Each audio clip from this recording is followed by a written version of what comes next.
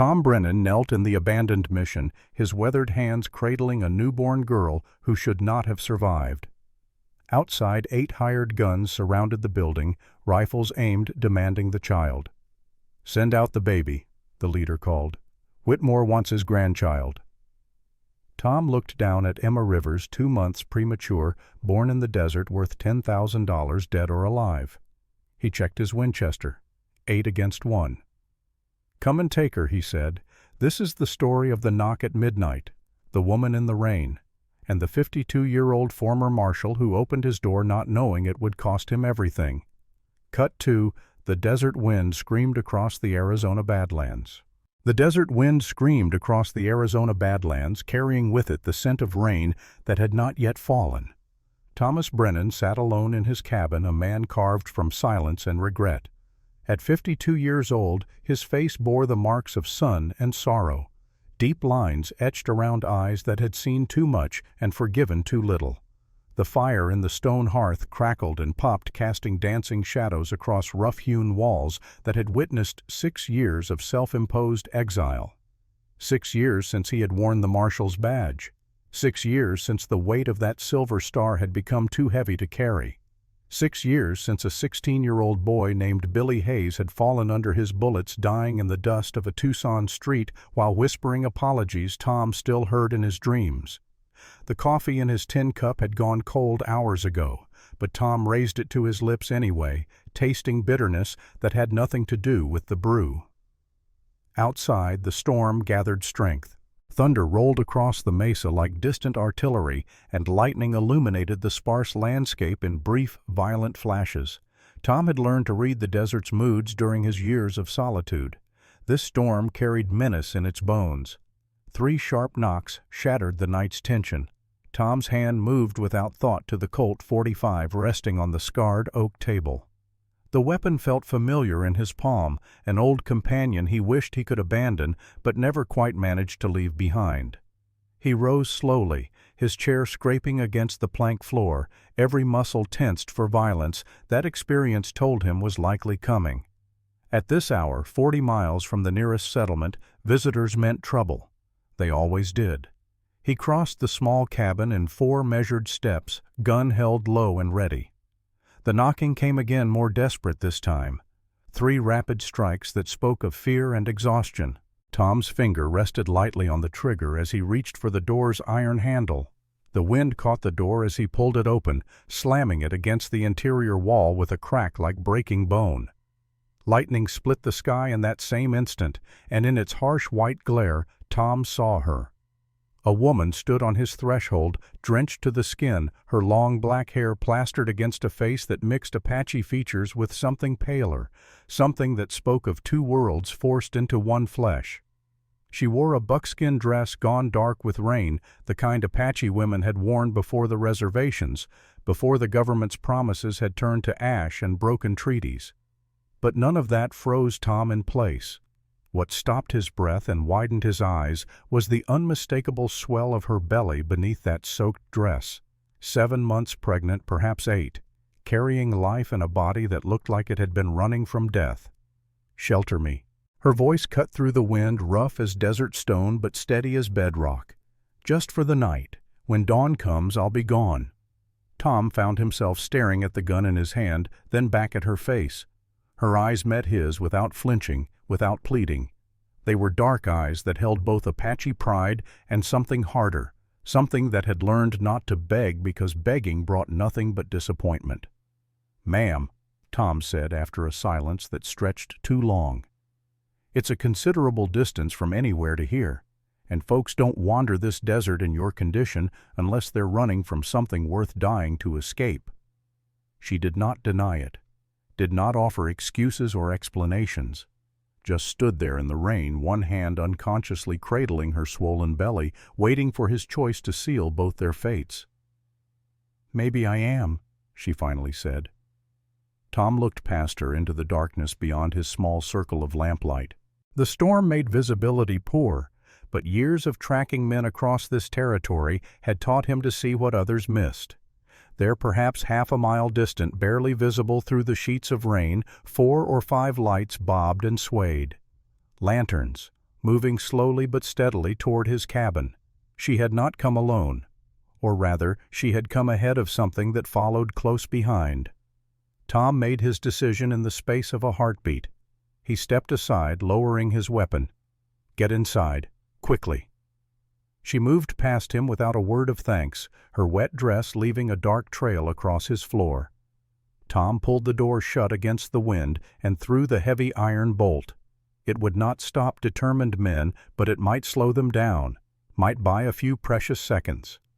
He turned to find her standing by the fire, not warming herself, but scanning his small domain with the careful attention of someone who had learned to catalog exits and weapons, to measure distances and calculate odds. This was no helpless victim seeking charity. This was a survivor assessing new terrain. Tom crossed to the table and set down his gun, though he kept it within easy reach. He poured fresh coffee from the pot that sat eternally warming by the hearth, filled a second cup and held it out to her. "You have a name." She took the cup in both hands, her fingers trembling slightly. Whether from cold or fear or exhaustion, Tom could not say. "Sarah Rivers." "Tom Brennan." He paused, then added, "Used to be Marshall Brennan. Long time ago." Something flickered in her eyes at that. Recognition, perhaps, or calculation.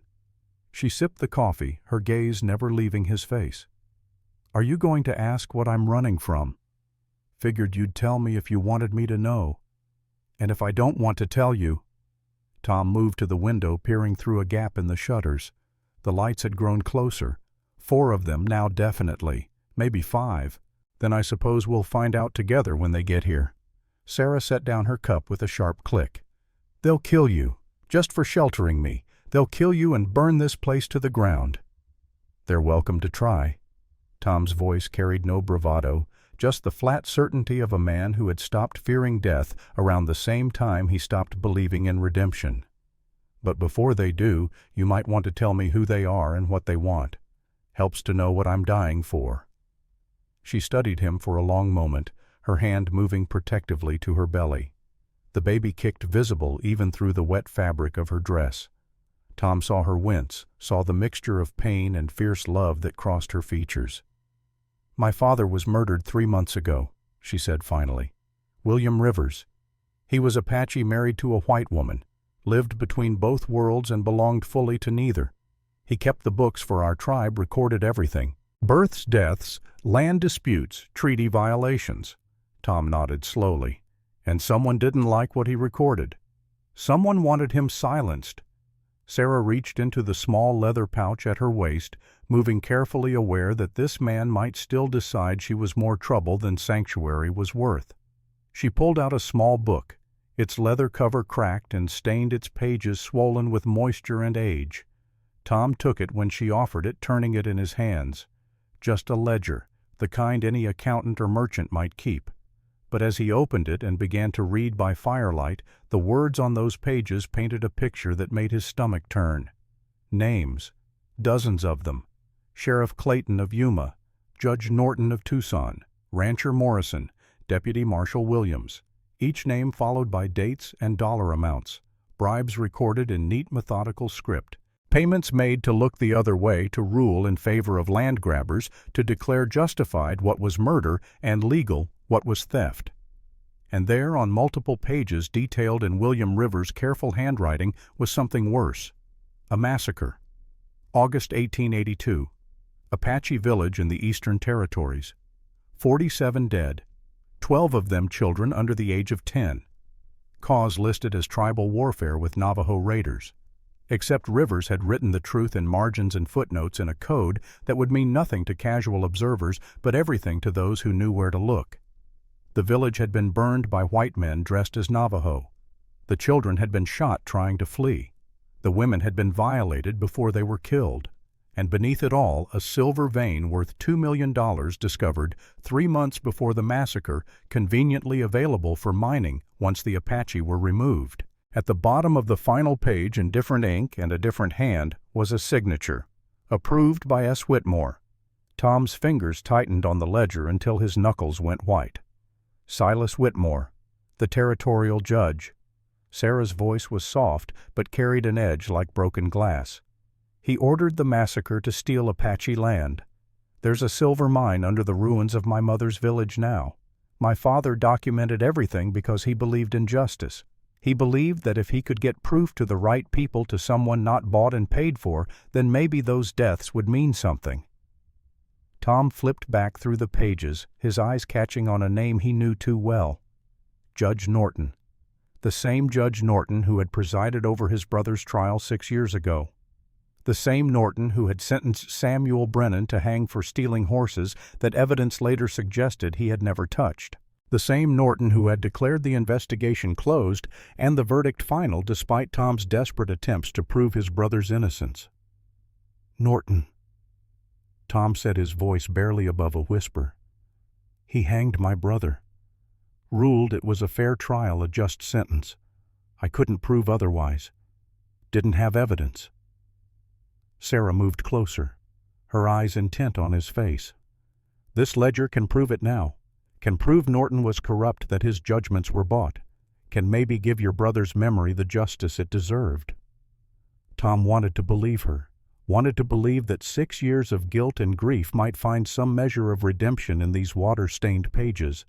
But he had learned the hard way that belief was a luxury men like him could not afford. "Who were the men chasing you?" he asked instead. "Bounty hunters, hired guns, men Whitmore pays to keep his secrets buried." Sarah wrapped her arms around herself, though whether for warmth or comfort Tom could not tell.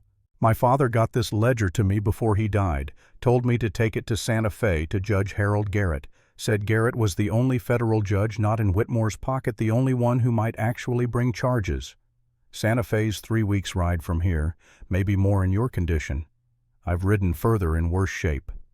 Tom studied her face, seeing past the exhaustion to the steel underneath. This woman had not survived 3 months on the run by being weak or foolish. But courage and determination could only carry you so far when you were 7 months pregnant and being hunted by killers with endless resources. The sound of hoofbeats cut through the storm's fury. Close now. Very close. Tom moved to the window again. 5 riders dismounting 50 yards from his cabin.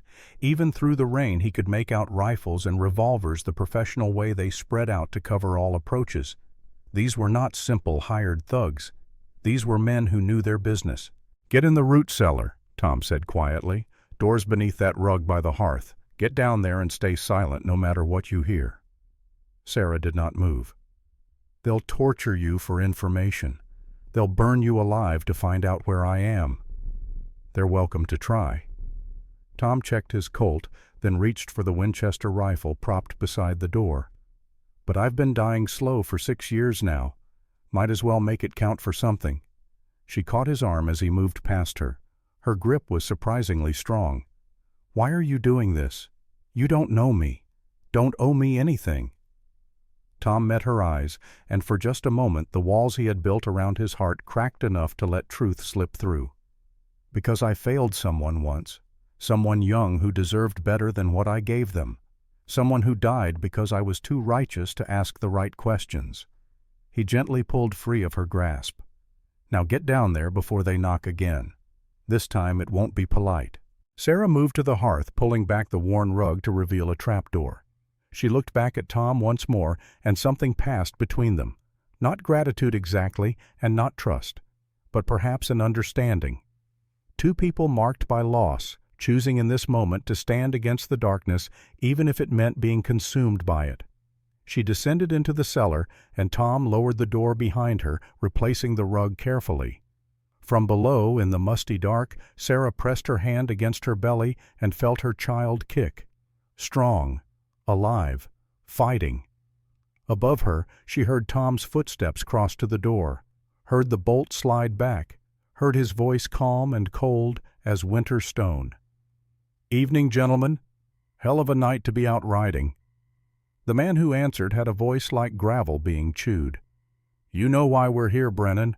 Don't make this harder than it needs to be." Sarah knew that voice. Marcus Cole, 45 years old, scar across his left cheek, eyes like chips of ice. A bounty hunter who took pride in always getting his target, who had once burned a family's farm to the ground because they hid a fugitive in their root cellar. "I'm afraid you've got the wrong cabin, friend," Tom replied. "I'm not harboring anyone. We tracked her here.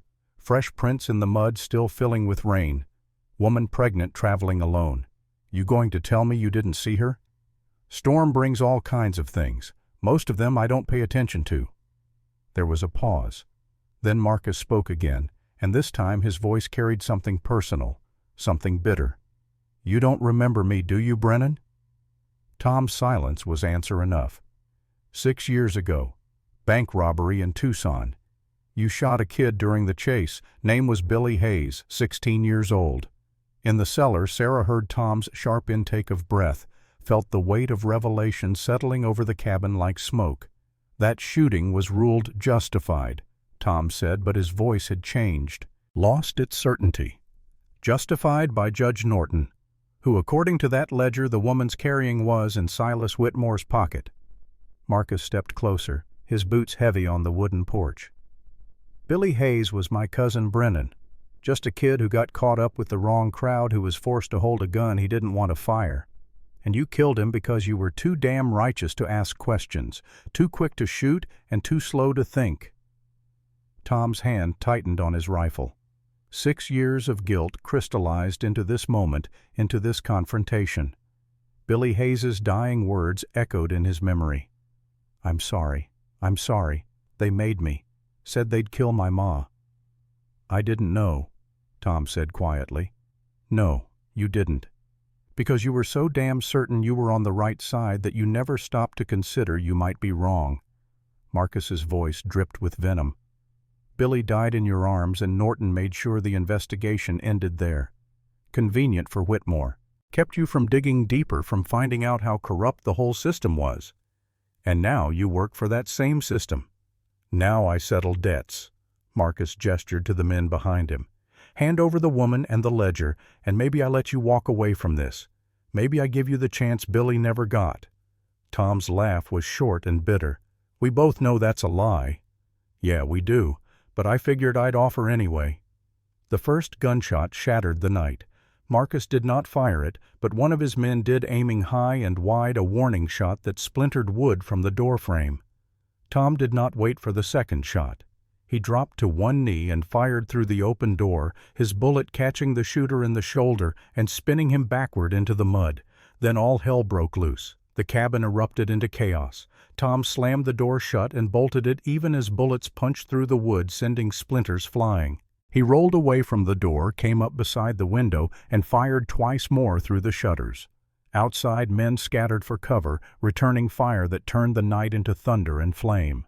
In the cellar, Sarah crouched in the dark, one hand pressed over her mouth to stifle any sound, the other cradling her belly. The baby kicked frantically, sensing her fear. Above her, the gunfight raged like a summer storm, all fury and violence and deadly intent. Tom moved through his cabin with the efficiency of a man who had prepared for this moment, even if he had never expected it to come. He fired from the window, dropped low, crawled to the back wall, rose, and fired again. 2 of Marcus's men were down, 1 dead and 1 bleeding badly. But there were still 3 left, and they were professionals who knew how to press an advantage. The back window exploded inward as one of the hunters smashed through, rolling into the cabin with his gun already firing. Tom twisted aside, felt the heat of a bullet pass so close to his ear that it left his hearing ringing. He brought the rifle butt up hard, catching the intruder under the chin with a crack that snapped the man's head back and sent him crashing into the table. But the distraction cost him. Another hunter came through the front door, having kicked it off its hinges.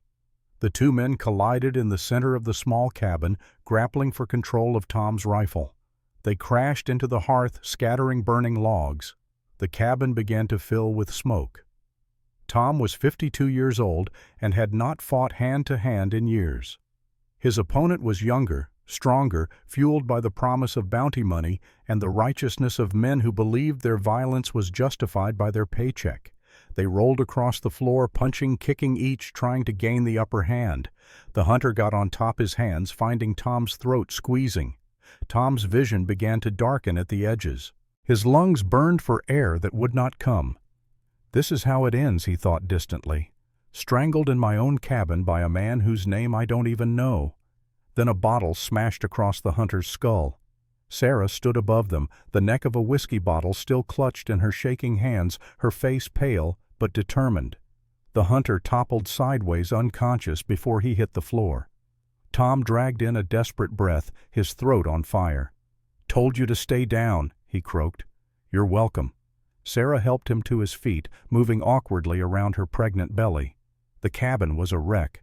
Furniture, smashed windows, broken bullet holes pocking every wall. Smoke from scattered embers drifted thick in the air. Tom could hear Marcus outside shouting orders to regroup. He grabbed Sarah's arm. "We have to go, now. They'll burn us out if we stay." "Where?" "There's a canyon 2 miles north, lots of hiding places. We can lose them there." They grabbed what they could. Tom's rifle ammunition, a canteen, the ledger wrapped in oilcloth and shoved into Sarah's pouch. Then they were running out the back into the storm, leaving behind the only home Tom had known for 6 years. Behind them, Marcus Cole stood in the ruins of the cabin, fury and frustration warring on his scarred face. 3 of his men were down. The woman and Brennan had escaped. And Silas Whitmore did not tolerate failure. He knelt beside one of his wounded men, the one Tom had shot in the shoulder. "Can you ride?" The man nodded through gritted teeth. "Then get to Whitmore. Tell him the woman's heading north, probably trying for Santa Fe. Tell him to send everyone. And tell him—" Marcus paused, staring into the darkness where Tom and Sarah had disappeared. "Tell him I'm finishing this personal." The wounded man staggered to his horse and rode into the night. Marcus and his one remaining hunter followed more slowly, tracking the fresh prints in the mud. The storm was beginning to ease and dawn would bring clear skies. Good for hunting. 2 miles north, Tom and Sarah stumbled into a narrow canyon, its walls offering shelter from both weather and pursuit. Sarah collapsed against the stone, her breathing labored, one hand pressed to her side. "I'm slowing you down," she gasped.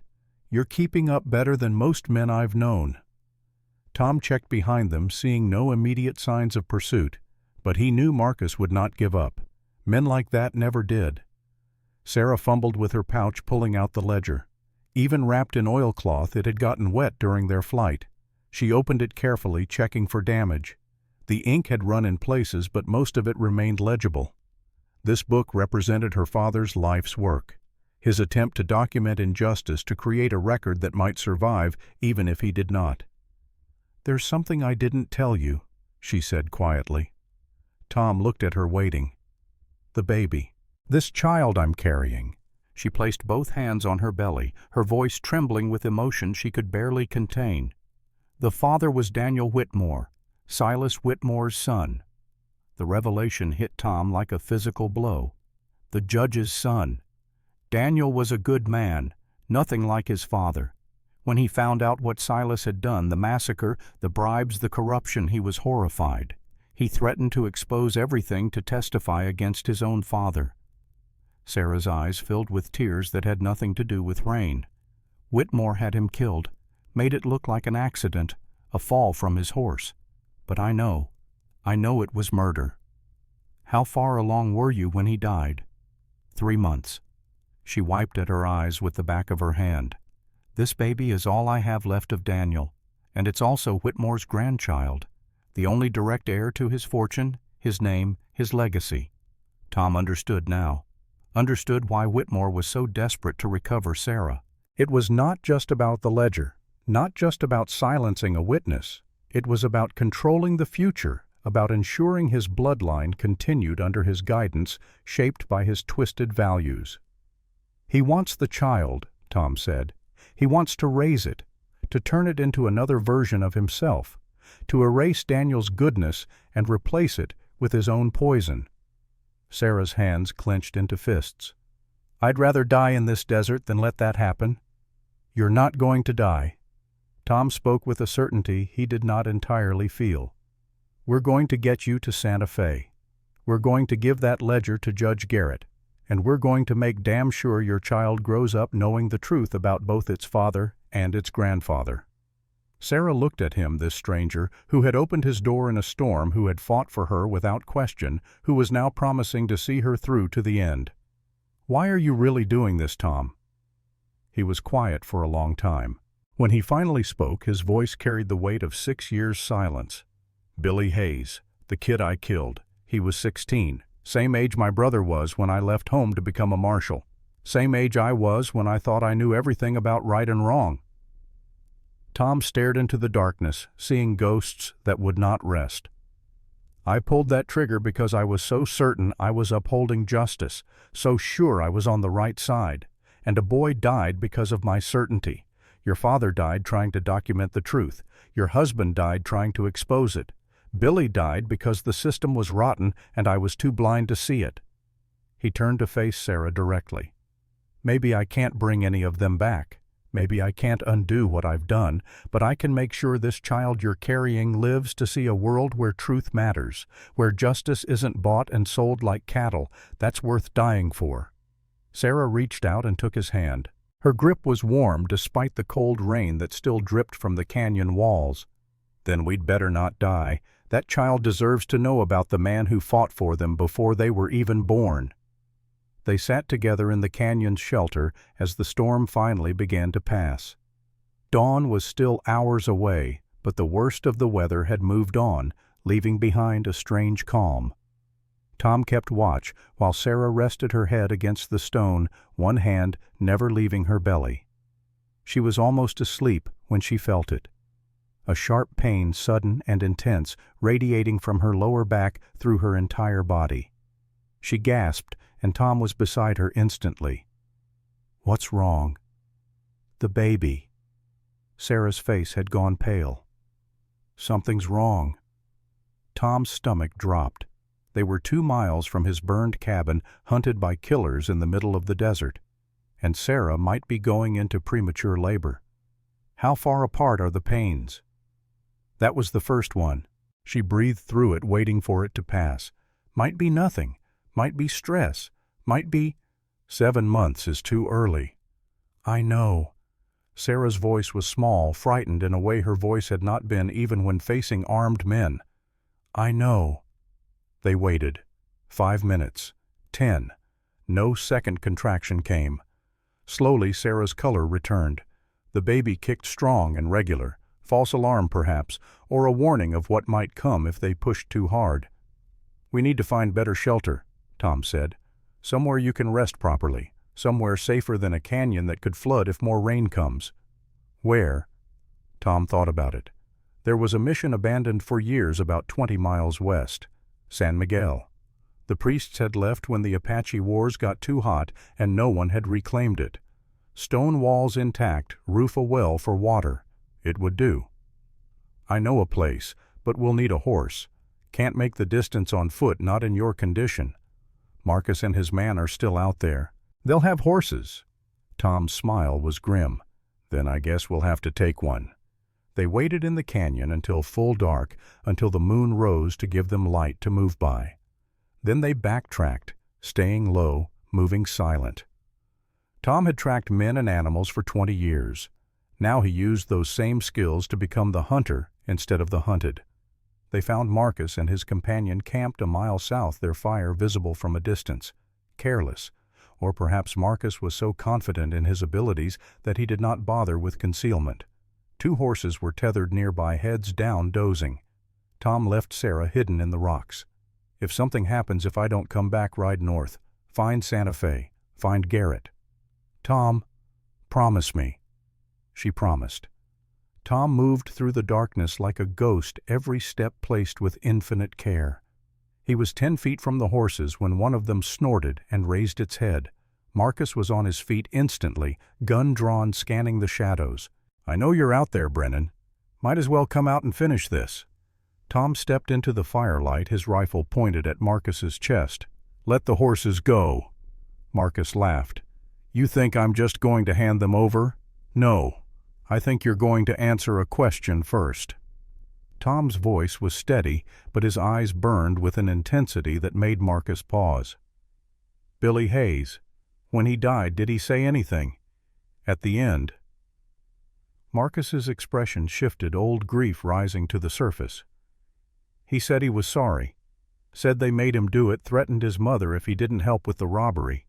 He said he never wanted to hurt anyone. I told him it was going to be all right. Tom's finger tightened on the trigger. I lied. I didn't know I was lying, but I still did it, and he died believing that justice would be served. Justice, Marcus spat the word. There's no justice, just money and power and men like Whitmore who use both to crush anyone who gets in their way. Then help me change that. Tom lowered his rifle slightly. That ledger Sarah's carrying has proof. Proof that Norton was bought. Proof that Billy's death was convenient for Whitmore because it kept me from asking questions. Help me get it to someone who'll actually use it. Marcus stared at him, conflict playing across his scarred features. Whitmore's paying $10,000 for the woman and the book. And Billy's death is still unavenged. Still written off as justified. Still meaningless. Tom met his eyes. Money can't buy back the people we've lost. But maybe truth can give their deaths meaning. For a long moment the two men stood facing each other across the dying fire. Then Marcus holstered his gun and turned to his companion. Cut the horses loose. The other hunter's eyes went wide. What, Marcus, the money? I said cut them loose. But Whitmore... Marcus shot him. One bullet center mass. The man crumpled without a sound. Tom's rifle came up instinctively, but Marcus made no move to aim at him. Instead, he cut the horses free himself, leading them toward where Tom stood.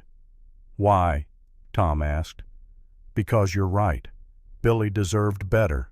And I've been angry at the wrong man for 6 years. Marcus handed Tom the reins. Get the woman to Santa Fe. Get that ledger to Garrett. Burn Whitmore's empire to the ground. Come with us. Marcus shook his head. I've got blood on my hands that won't wash off Brennan, but maybe I can buy you some time. Whitmore will send more men. I can tell them you went south, give you a few days head start. They'll kill you when they find out you lied. Probably. But at least I'll die for something that matters instead of money I can't spend. Marcus looked past Tom to where Sarah was emerging from the rocks. That the woman, Sarah Rivers. Marcus studied her for a moment, taking in her swollen belly, her determined eyes, the way she held herself despite exhaustion and fear. My cousin would have liked knowing he died so someone like you could live. Take care of her, Brennan. And make Whitmore pay for every lie, every bribe, every death. Tom extended his hand. Marcus gripped it firmly. Thank you. Don't thank me yet. You've still got 3 weeks of hard riding ahead, and Whitmore's got 50 men who'd kill their own mothers for half what he's offering. Marcus released Tom's hand and stepped back. Now get out of here before I change my mind. Tom helped Sarah onto one of the horses, then mounted the second. As they rode away into the darkness, Sarah looked back once to see Marcus standing by his dying fire, a man who had found redemption too late to save himself, but perhaps just in time to save someone else. Will he be all right? She asked. No. Tom's voice was quiet. But he'll die free. That's more than most men get. They rode through the night, putting distance between themselves and the hunter who had chosen mercy over money. The desert stretched endlessly before them, beautiful and brutal under the moon's silver light. Somewhere behind them, Marcus Cole sat by his fire and waited for the retribution he knew was coming. Somewhere ahead, Judge Silas Whitmore learned of his hunter's failure and began marshaling greater forces. And somewhere between those 2 points of darkness, Tom Brennan and Sarah Rivers carried a ledger that contained the power to topple an empire built on corruption and blood. The baby kicked inside Sarah's womb, strong and insistent. A new life demanding to be born into a world that might, if they succeeded, be slightly less rotten than the one that had killed its father. Tom glanced at Sarah, seeing her silhouetted against the stars. How are you feeling? Like I'm carrying the weight of the world. You're just carrying truth. The world's been carrying its own weight for a long time. Sarah managed a small smile. That's almost poetic, Marshal Brennan. Former Marshal. And I was never much for poetry. They rode on two unlikely companions bound together by circumstance and shared purpose, heading toward a distant city and an uncertain hope. Behind them, the first light of dawn began to paint the eastern sky in shades of blood and gold. A new day, a new chance, and 3 weeks of hard desert riding before they would know if any of it mattered. The storm had passed, but Tom knew from long experience that calm weather could be more dangerous than any tempest. It gave a man time to think, to doubt, to realize the magnitude of what he had committed himself to. But as he looked at Sarah Rivers, at the determination in her eyes and the protective way her hand never left her belly, he knew he had made the right choice. Some doors you opened changed you forever. The knock at midnight, the woman in the rain, the ledger full of uncomfortable truths. Tom had opened his door expecting nothing but another night of solitude and regret. Instead, he had found purpose. Dangerous, possibly fatal purpose, but purpose nonetheless. And for a man who had spent 6 years dying slowly in the desert, that was worth everything. The desert dawn broke like a promise that might not be kept. Tom and Sarah rode westward, the horses moving at a steady pace that 8 miles without exhausting their strength.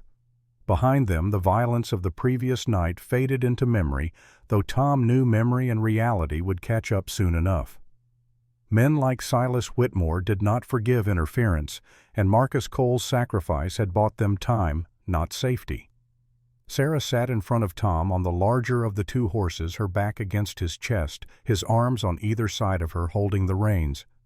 It was an intimate position born of necessity rather than romance. She could not ride alone, not 7 months pregnant, not after the scare in the canyon. The baby's health was too precarious, her strength too diminished by 3 months of running. They spoke little during those first hours. The desert demanded attention, respect for its deadly beauty. Rattlesnakes sunned themselves on rocks still warm from yesterday's heat. Buzzards circled high overhead, patient scavengers, waiting for the desert to claim another victim.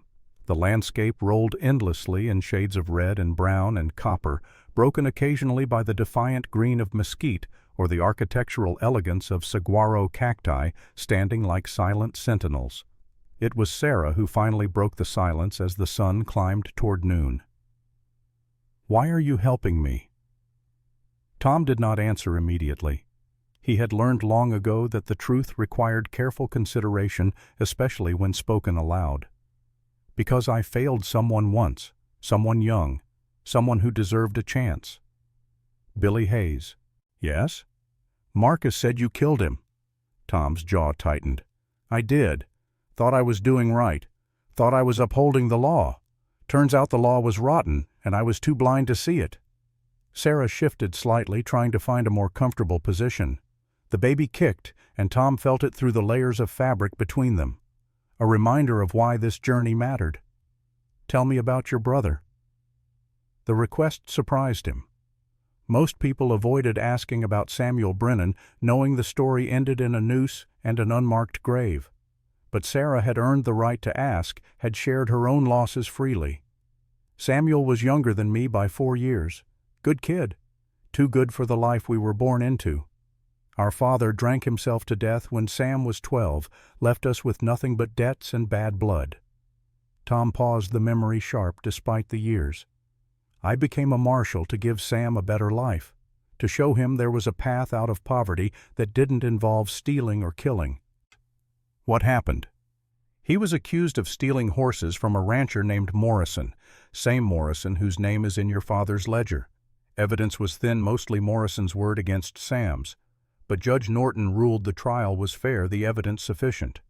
Tom's voice had gone flat, emotionless, in the way of men trying to contain pain too large for expression.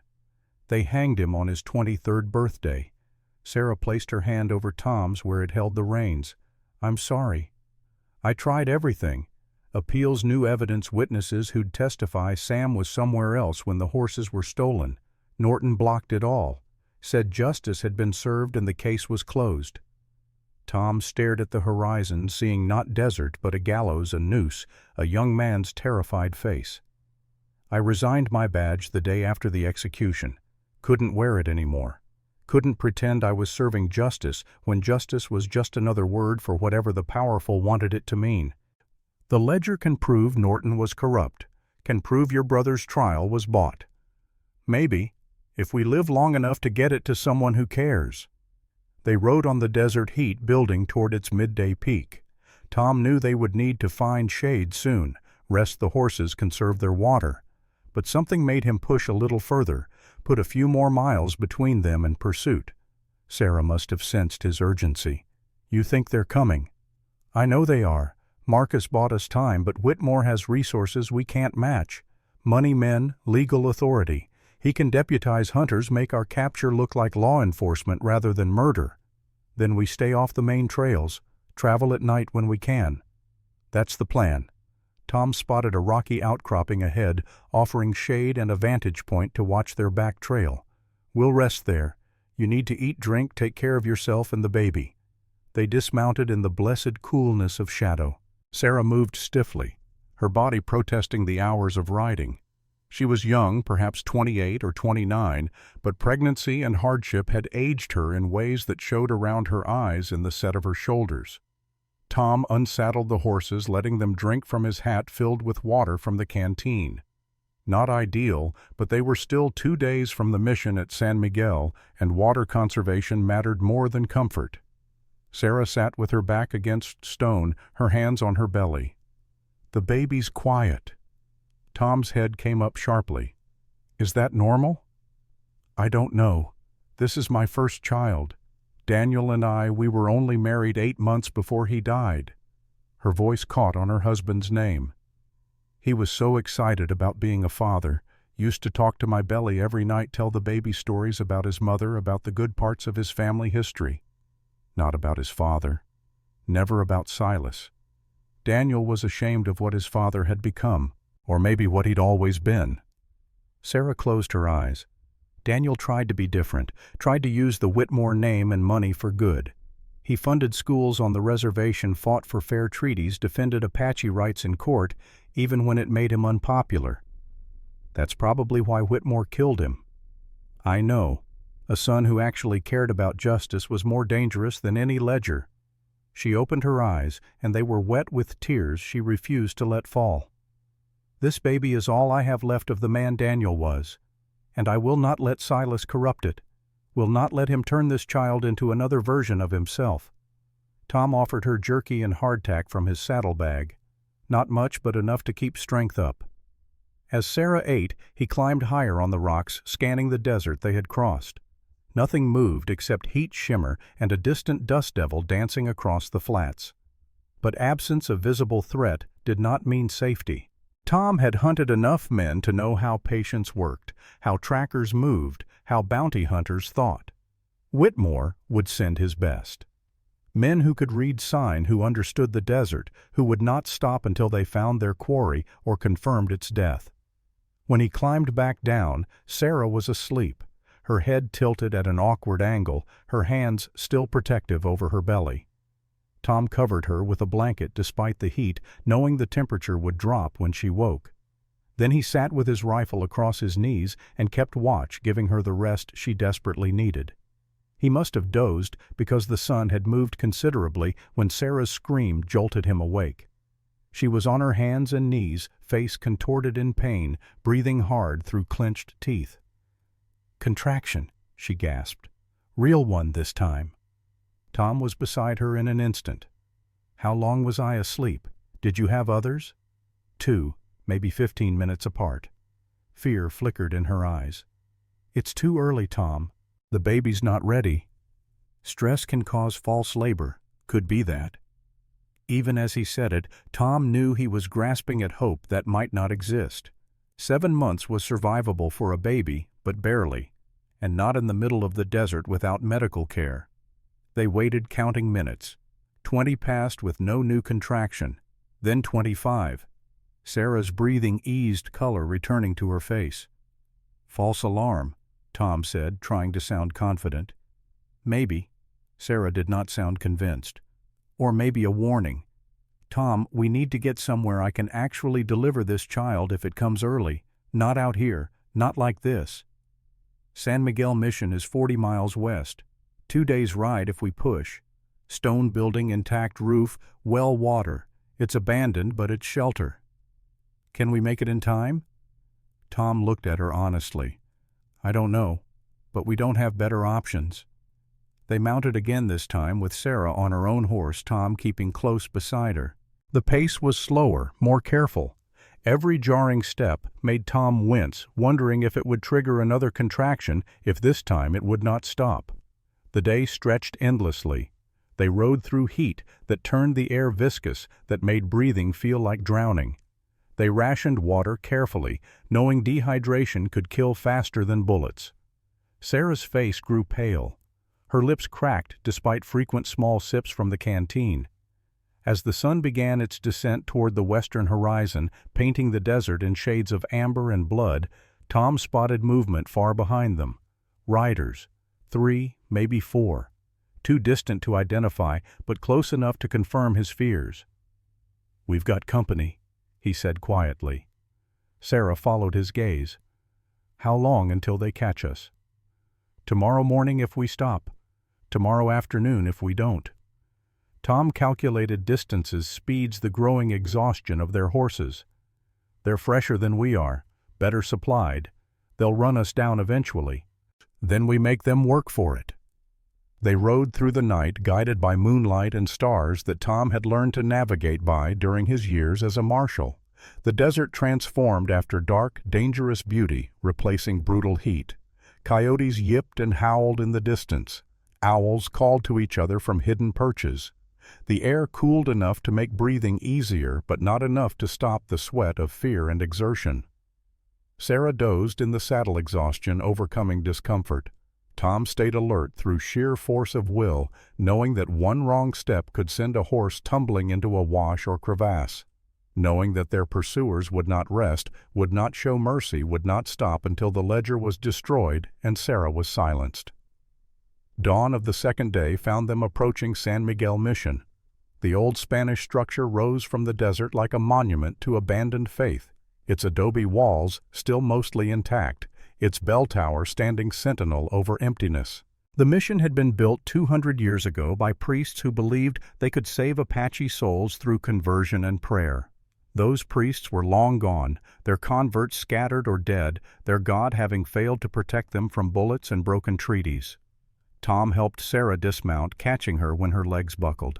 She had not eaten since yesterday, had drunk only enough water to keep her conscious. The baby was active again, kicking hard enough to make her gasp. "Inside," Tom said. "Get in the shade. I'll see to the horses and check if the well still has water." The mission's interior was cooler, darker, filled with the musty smell of abandonment. Wooden pews lay broken and scattered. The altar had been stripped of anything valuable. But the roof held, the walls stood firm, and most importantly, the building had only 2 entrances that Tom could easily defend. The well in the courtyard still held water, brackish and warm but drinkable.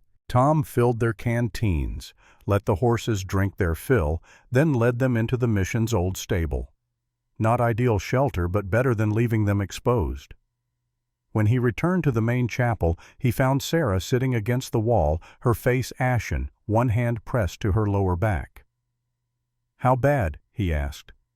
"Contractions every 10 minutes now, lasting about 30 seconds each." She looked up at him, and Tom saw acceptance in her eyes. Acceptance that this baby was coming, whether the world was ready or not. "We're not making it to Santa Fe, are we?" "One thing at a time." Tom knelt beside her, checking for signs of active labor. He had helped birth foals and calves, had even assisted at a human birth once when a marshal's wife went into labor on the trail. But this was different. This mattered in a way that made his hands unsteady. "Tom," Sarah gripped his arm, "if something happens to me, you have to promise. Get the ledger to Judge Garrett. Get it to someone who'll use it. And this baby, if it lives, don't let Whitmore take it. Nothing's going to happen to you. Promise me anyway." Tom met her desperate gaze and nodded. "I promise." The contractions intensified through the morning. Tom boiled water over a fire built in the old fireplace, prepared what clean cloth he could find, tried to remember everything he had seen or heard about human childbirth. It was not enough. He knew it was not enough. But it was all they had. By noon, Sarah was in active labor, her screams echoing off stone walls that had once echoed with hymns and prayers. Tom held her hand, wiped sweat from her forehead, spoke words of encouragement that felt hollow even as he said them. "I can't," Sarah gasped between contractions. "I can't do this." "Yes, you can. Your father believed in you. Daniel believed in you. This baby believes in you. The baby doesn't know anything yet, doesn't know how broken the world is. Then we fix it before the baby has to learn." 4 hours of agony. 4 hours of Sarah's screams and Tom's inadequate attempts to help. 4 hours of wondering if either mother or child would survive. Then finally, miraculously, a different sound. The thin, angry wail of a newborn taking her first breath. Tom held the baby girl in his hands, this impossibly tiny human slick with blood and birth fluids, her skin darker than her mother's but lighter than her father's had been, her face scrunched in furious protest at being dragged into existence. "A girl," he said, his voice rough with emotion he had not felt since Samuel's death. Sarah reached for her child with trembling arms. "Let me see her." Tom placed the baby against Sarah's chest, and something happened in that moment that transcended words. A mother meeting her daughter. A new life beginning even as death hunted them across the desert. "Emma," Sarah whispered. "Her name is Emma Rivers. After Daniel's mother, the only good Whitmore I ever knew." Emma was small even for a premature baby. Her lungs sounded strong despite being 2 months early, but she would need constant care, constant warmth, constant feeding. The mission offered shelter, but nothing else. No medicine, no midwife, no guarantee of survival beyond this moment. Tom cleaned mother and child as best he could, wrapped Emma in the cleanest cloth he could find, helped Sarah into a more comfortable position against the wall. New mother and daughter rested together, Sarah's eyes already closing with the exhaustion that follows birth. As Sarah slept, Tom held Emma for the first time. The baby fit in his 2 hands, light as a promise, fragile as hope. She opened her eyes briefly, dark and unfocused, seeing nothing yet, but somehow looking directly into Tom's soul. "Your daddy was a good man," Tom told her quietly. "Your mama's fighting to make sure you grow up in a world that remembers truth. And me, I'm just an old fool who opened a door in a storm. But I promise you this, little Emma, I'll get you and your mother to safety, or I'll die trying." Emma made a small sound, not quite a cry, more like a question. Tom smiled for the first time in longer than he could remember. "Yeah, I know. Big promises from a stranger. But your mama trusted me enough to let me help bring you into this world. Least I can do is keep you in it." The sound of gunfire shattered the moment. Tom's head snapped toward the mission entrance, multiple shots close by, the distinctive crack of rifles echoing off stone. He set Emma gently beside her sleeping mother and grabbed his Winchester. Outside in the harsh afternoon light, 8 riders approached the mission. Tom recognized none of them, but their purpose was clear from the weapons they carried and the professional way they spread out to surround the building. The leader was a man of middle years, his face weathered by sun and sin, his eyes the pale blue of winter ice. He sat his horse with the confidence of someone accustomed to being obeyed. "Thomas Brennan," the man called out. "I'm going to save us both some time. You've got something that belongs to Judge Whitmore. Send out the woman and the ledger, and maybe we'll let you walk away from this." Tom stepped into the doorway, rifle ready. "The woman just gave birth. She can't be moved." Pale eyes narrowed. "Whitmore's grandchild. If you hurt them, Whitmore will have your head. Whitmore wants the child alive, never said anything about the mother being necessary for that." The leader gestured to his men. "We can do this easy, or we can burn you out. Either way, we're leaving with what we came for." Tom's finger moved to the rifle's trigger. 8 against 1. Impossible odds. But he had made a promise to a newborn baby, and promises mattered even when keeping them meant dying.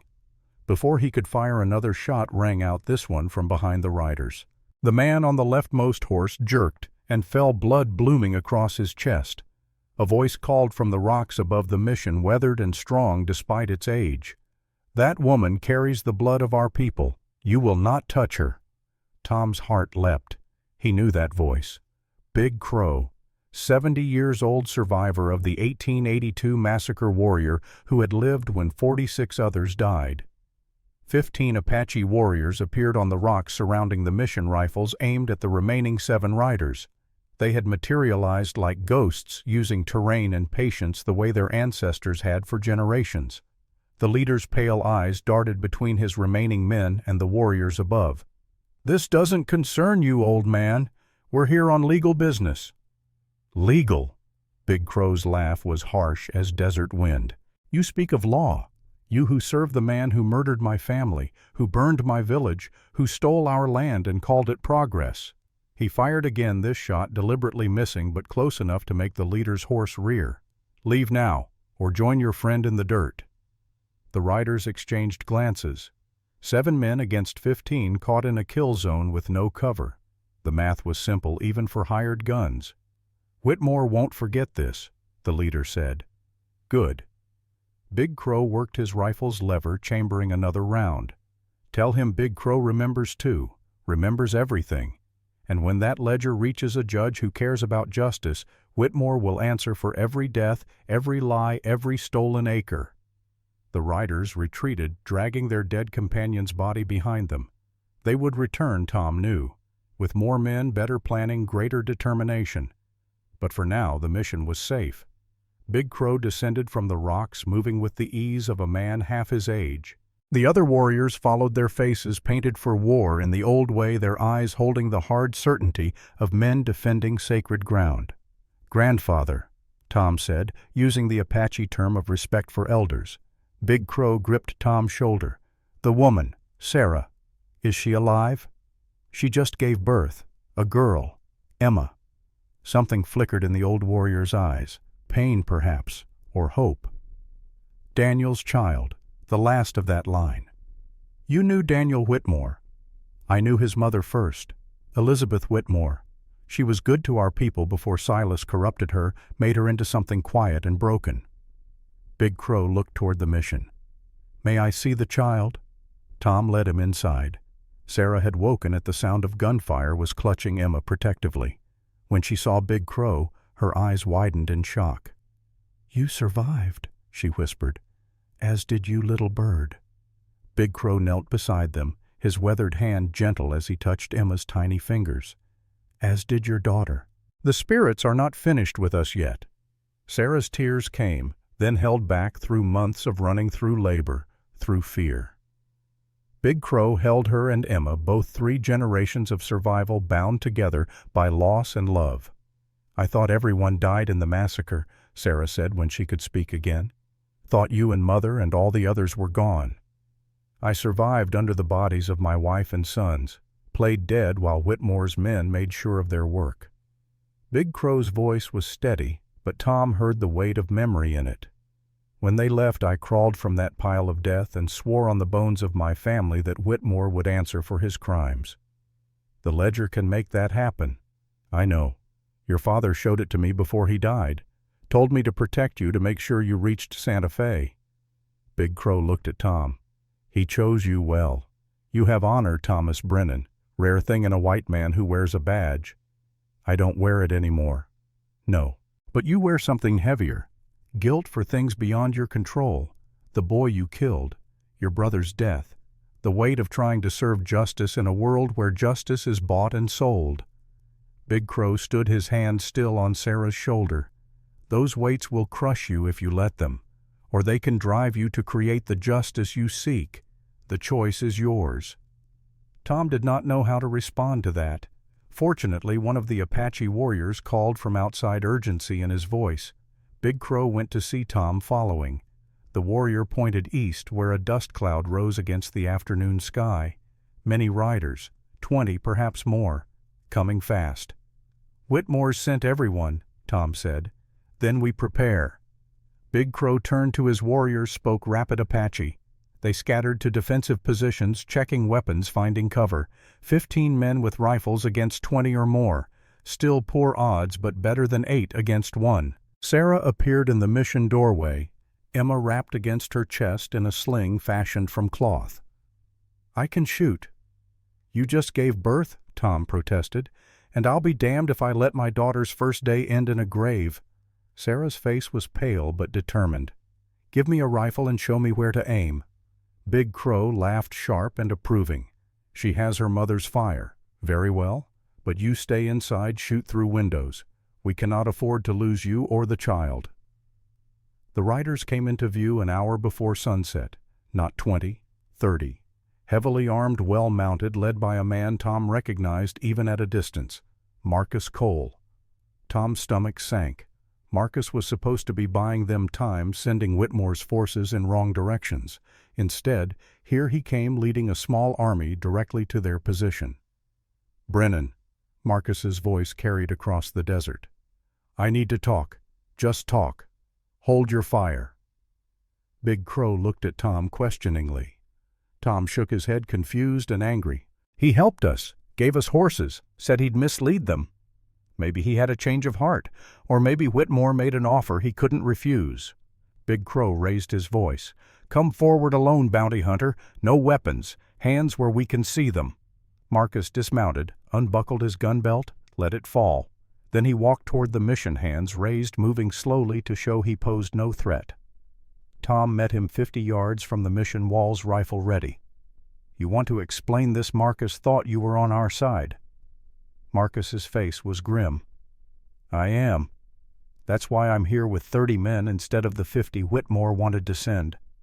"You're not making sense. After you left, I rode to Phoenix. Told Whitmore I'd tracked you south toward Mexico, said you probably died in the desert." Marcus glanced back at his riders. "He didn't believe me. Had me followed. When his men reported I was lying, Whitmore gave me a choice.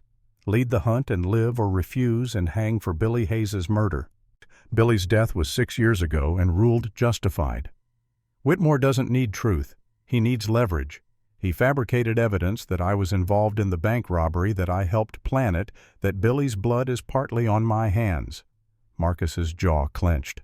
"So I'm here, leading men who think I'm working for Whitmore, but I'm not Brennan. I'm working for Billy's memory, and I need you to trust me." Tom wanted to believe him, wanted to think that Marcus's redemption was real, but trust was a luxury they could not afford. "What's your plan?" "Inside my coat. Letter for Judge Garrett. Everything I know about Whitmore's organization. Names, locations, payroll records. I've been Whitmore's hunter for 3 years. I know where the bodies are buried, literally." Marcus lowered his hand, slowly reaching into his coat. "If I die here, make sure this reaches Garrett along with the ledger." He handed Tom a thick envelope sealed with wax. Tom tucked it inside his shirt without looking at the contents.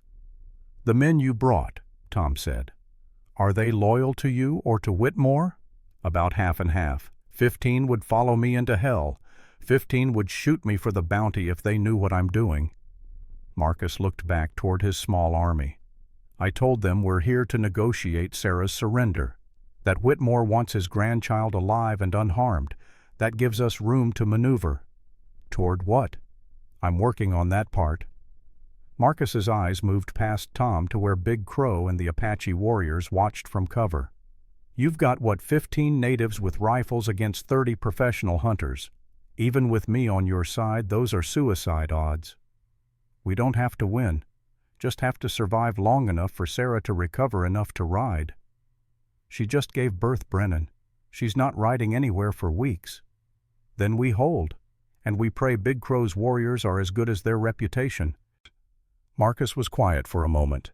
Then he pulled a second envelope from his coat, this one smaller, addressed simply to Billy.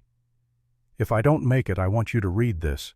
It's an apology I should have written 6 years ago. Maybe your brother deserves one too." Tom took the second envelope, recognizing in Marcus the same guilt he had carried for so long. 2 men haunted by bullets they had or hadn't fired, by choices made in moments that could not be unmade.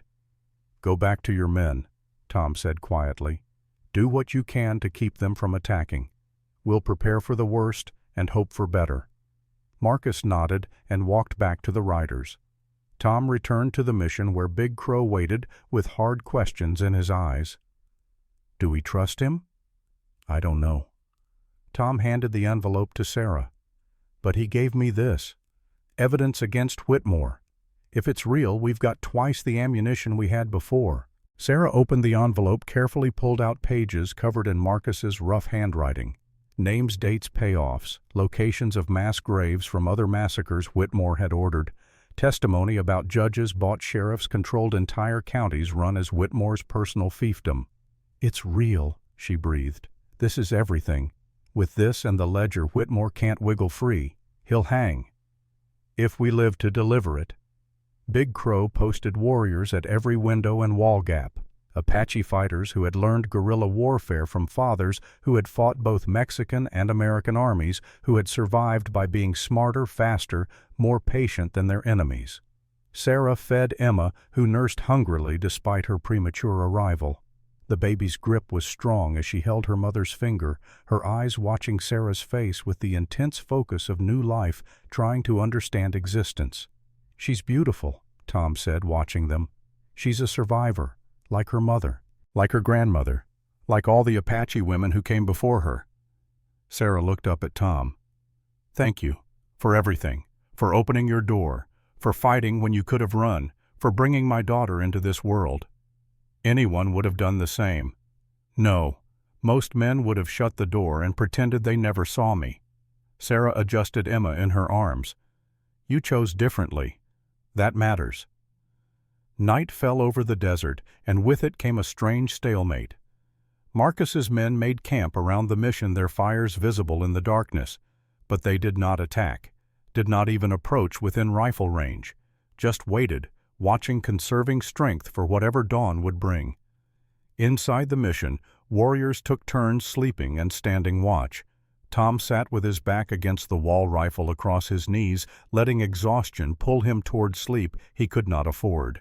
Sarah's voice pulled him back. "Tell me about San Felipe. Judge Garrett. What's he like?" "Never met him personally, but reputation says he's honest.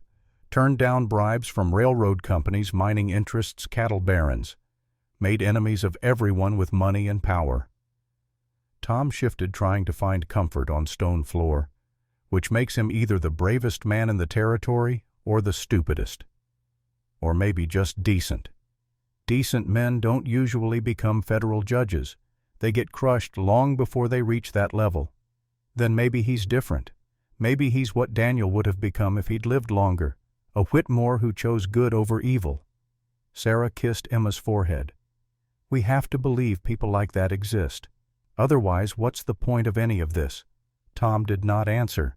He had stopped believing in decent men around the same time he stopped wearing a badge. But watching Sarah hold her newborn daughter, seeing Big Crow and his warriors risk everything for truth, remembering Marcus's tortured choice to betray Whitmore despite the cost, Tom thought maybe belief was not about certainty.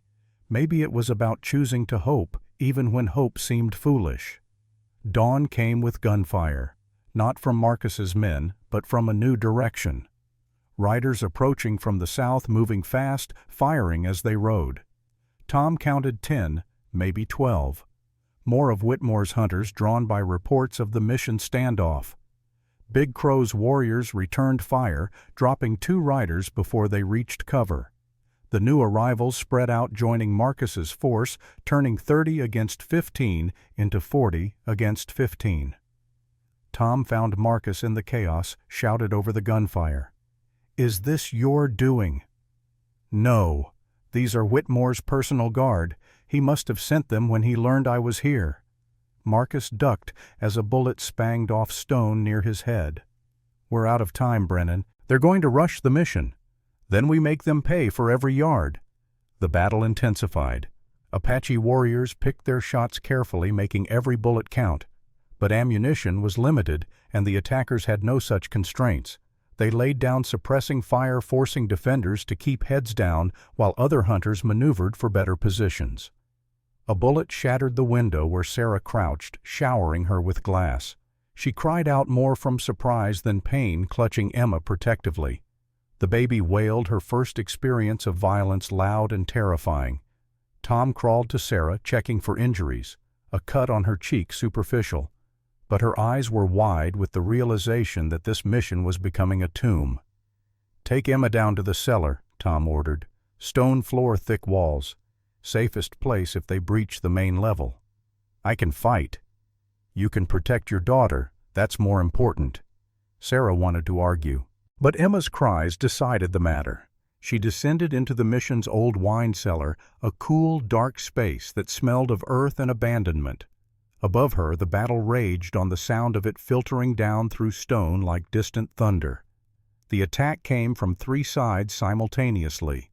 Coordinated, professional, the kind of assault that spoke of military training. Big Crow's warriors fought brilliantly, but they were being overwhelmed by sheer numbers and firepower.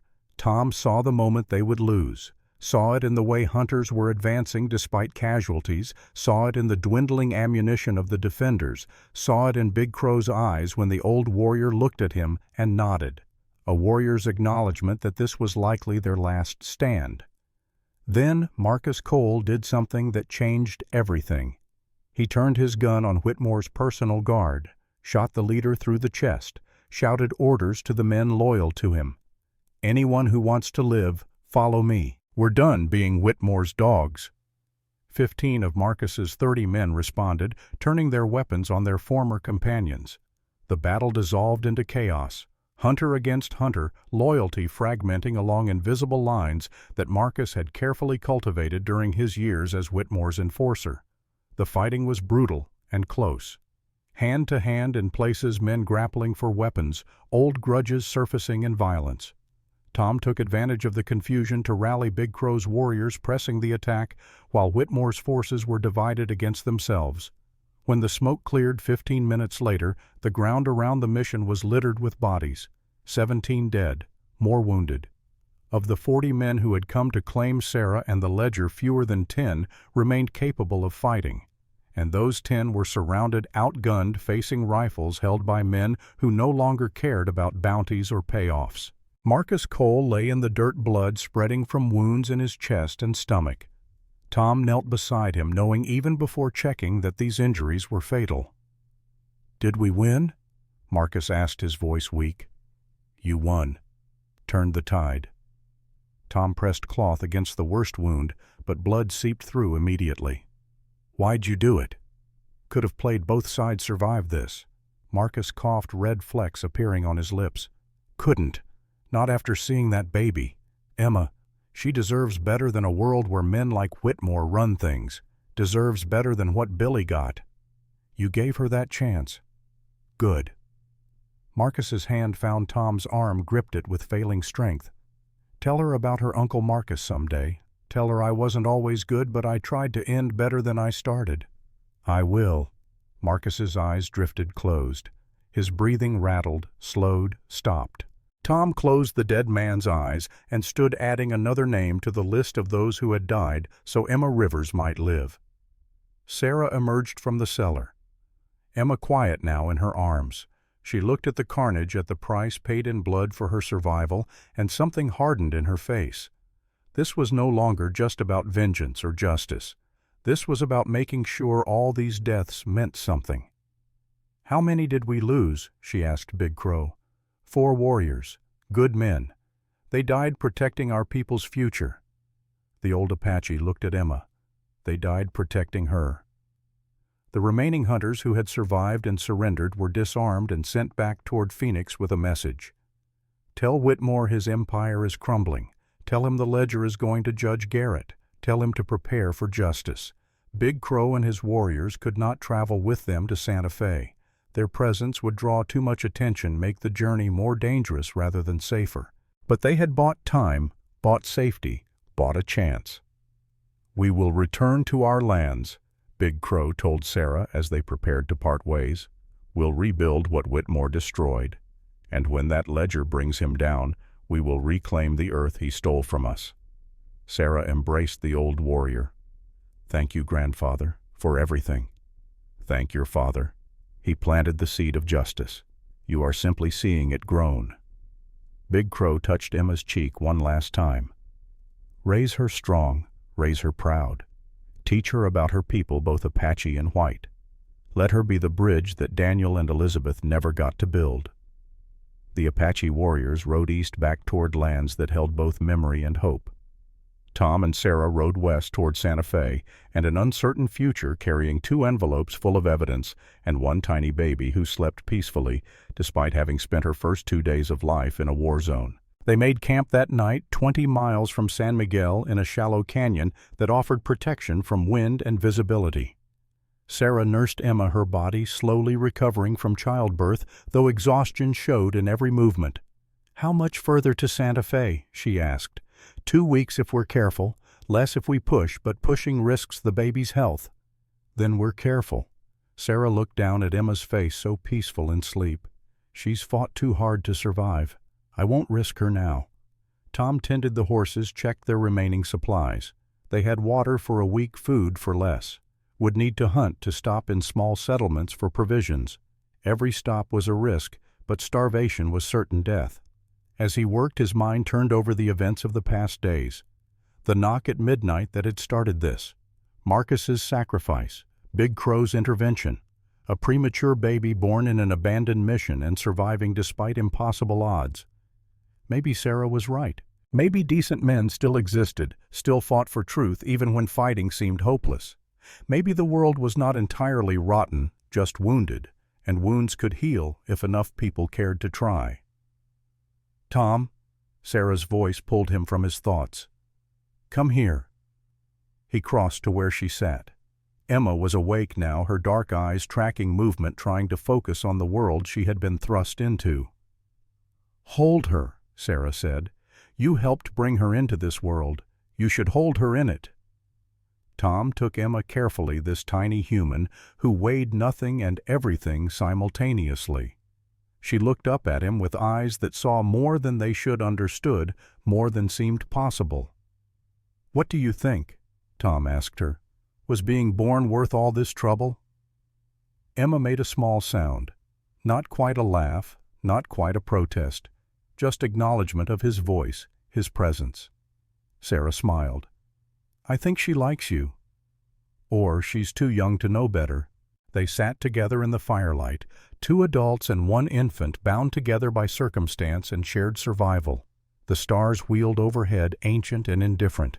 The desert surrounded them, beautiful and deadly. And ahead lay Santa Fe Judge Garrett, and the possibility that truth might actually matter for once. Tom looked at Emma, at Sarah, at the 2 envelopes tucked safely in his coat. 20 years as a marshal had taught him that justice was rare, that corruption usually won, that good men finished last.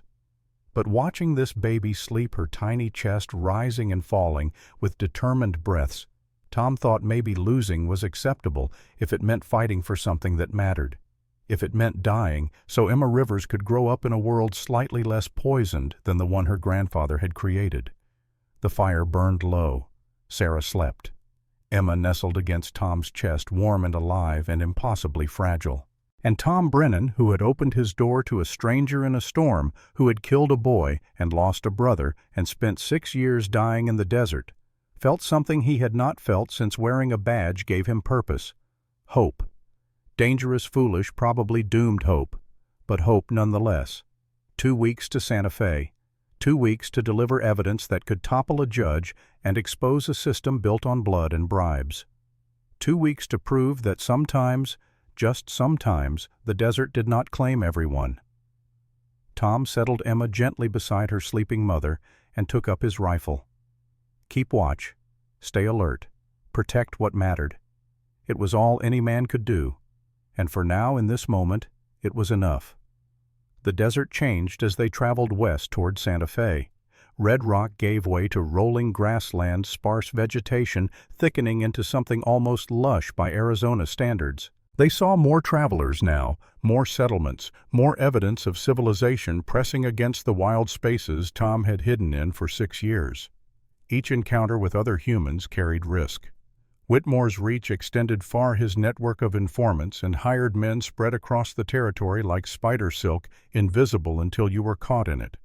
Tom kept them off main trails when possible, camping in hidden places, avoiding towns, except when supplies ran critically low. Emma thrived despite the hardship. At 2 weeks old, she had gained weight, her skin losing the translucent quality of premature birth and taking on the robust glow of health. She nursed eagerly, slept well between feedings, and rarely cried except when hungry or needing to be changed. Sarah attributed this resilience to Apache blood, to generations of women who had raised children while running from soldiers, while hiding in canyons, while surviving against odds that should have crushed them. They were 8 days from the mission, making good time despite traveling carefully, when Tom spotted the rider following them.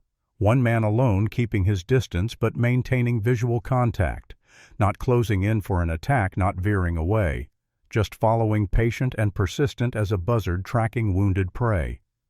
Tom said nothing to Sarah at first, not wanting to alarm her while Emma was nursing. But as the day wore on and the rider continued to shadow them, he knew they had to address the threat. That evening, as they made camp in a grove of cottonwoods near a creek, Tom spoke quietly while checking his rifle. "We've got company. Single rider been following since midday." Sarah's hand moved instinctively to the revolver Big Crow had given her, taken from one of the dead hunters at San Miguel. "How close?" "Half-mile back. Hasn't tried to approach, but he's not trying to hide either. Could be one of Whitmore's scouts, tracking us for a larger force." "Could be." Tom finished loading the rifle, his movements economical and practiced. "Or could be someone else entirely. Only one way to find out." He waited until full dark, until Sarah had settled Emma for sleep in the makeshift cradle they had fashioned from Tom's saddlebags. Then he slipped out of camp, circling wide through the cottonwoods, using skills learned from 2 decades of tracking fugitives across hostile territory. The rider had made his own camp 300 yards south, a small fire barely visible through the trees. Tom approached from downwind, silent as shadow, until he could see the man clearly in the firelight. The shock of recognition froze Tom in place for 3 heartbeats. Wade Harper. 54 years old, hair more gray than brown, face carved lean by hardship and loss. The man Tom had last seen 7 years ago at Samuel's funeral, the former marshal who had resigned the same week Tom did, unable to continue serving a justice system that had murdered an innocent man. Wade sat by his fire, cleaning a rifle, his movements showing the same careful attention to detail that had made him one of the best lawmen in the territory. He looked up without surprise when Tom emerged from the darkness, as if he had been expecting company. "Figured you'd come visiting sooner or later," Wade said, his voice carrying the rough warmth of an old friend. "Pour yourself some coffee, Tom. We should talk." Tom kept his rifle ready, but sat across the fire, accepting the tin cup Wade offered. "You've been following us." 3 days now. Picked up your trail east of here. Wasn't hard traveling with a woman and a newborn. Your leaving sign a blind man could track. Why follow? Why not just approach?" Wade sipped his coffee, his eyes distant. "Wanted to make sure you weren't leading me into a trap. Wanted to observe, see if you were really who I hoped you were, or just another bounty hunter using a woman and baby as bait." "What convinced you?" "The way you make camp. Always checking escape routes, always positioning the woman and child in the safest spot, taking the watch yourself, even though you're dead on your feet." Wade smiled slightly. "That's the Tom Brennan I knew, the one who cared more about protecting innocence than collecting bounties." Tom studied his old friend, looking for signs of deception, finding only weary honesty. "How'd you know to look for me at all?" "Word travels. A former marshal helps an Apache woman escape hunters. A battle at San Miguel Mission leaves 17 dead. A newborn baby carried across the desert toward Santa Fe." Wade set down his cup. "I put pieces together same as I always did. Figured if anyone was fool enough to take on Silas Whitmore for a woman and a ledger full of uncomfortable truths, it would be you." "You know about the ledger." "I know Whitmore's been terrified of something for months. Know he's been calling in every favor, hiring every gun, burning through his fortune to find one pregnant Apache woman. Doesn't take genius to figure she's got something he desperately wants destroyed." Tom made a decision.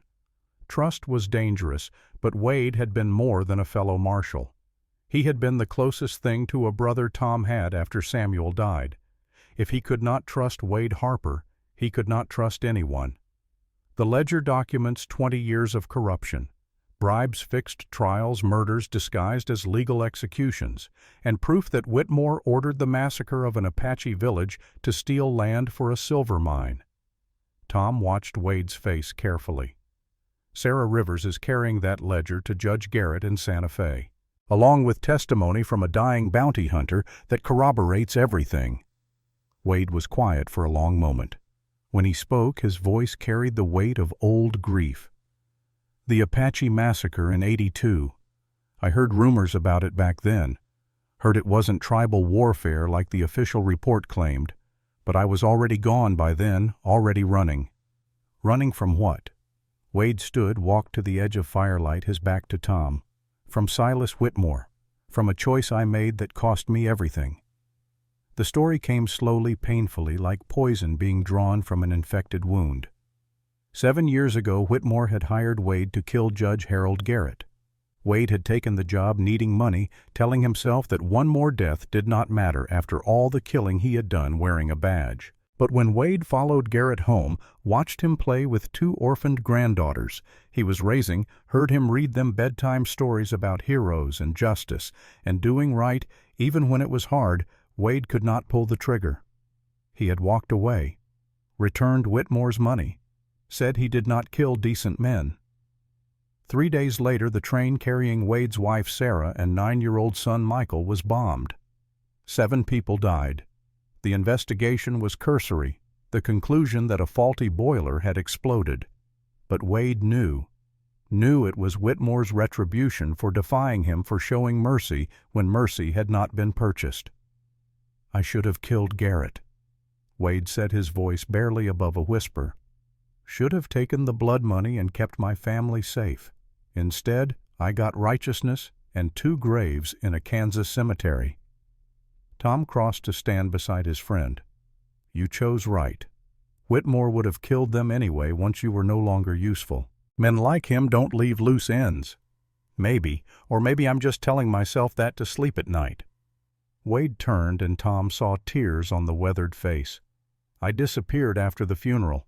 Couldn't wear the badge anymore, couldn't face people who knew Sarah and Michael. Spent 7 years drinking myself stupid in every hellhole between here and Mexico. What changed? Heard about the ledger. Heard Whitmore was terrified of it reaching Garrett. And I thought maybe this is it. Maybe this is my chance to make Sarah and Michael's deaths mean something. To finish what I should have done 7 years ago. Wade pulled a folded paper from his coat, handed it to Tom. It was a map carefully drawn, showing the route from their current position to Santa Fe. But more than that, it showed Whitmore's known positions.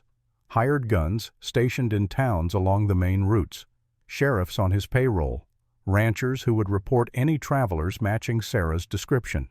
I've been tracking Whitmore's movements for 6 months, Wade explained, mapping his network, identifying his people.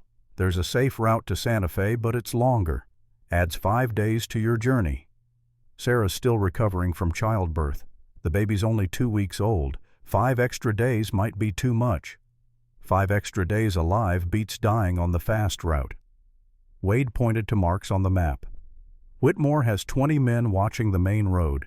You'd never make it through. But there's an old Spanish trail runs through the mountains. Harder terrain, but fewer people.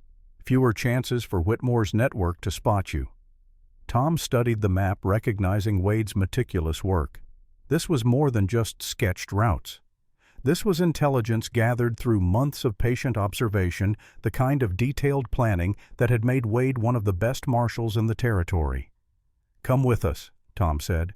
We could use another gun, another set of eyes. Wade shook his head. I can do more good another way.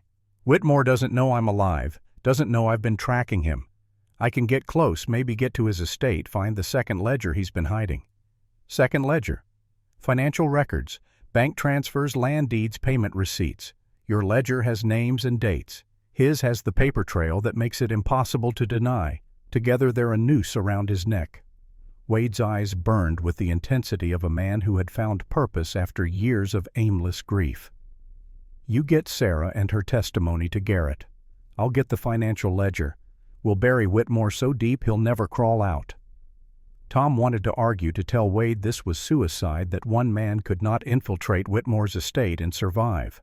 But he saw the determination in his friend's face, recognized it as the same certainty he had seen in Marcus Cole's eyes before the bounty hunter turned his guns on his former employer.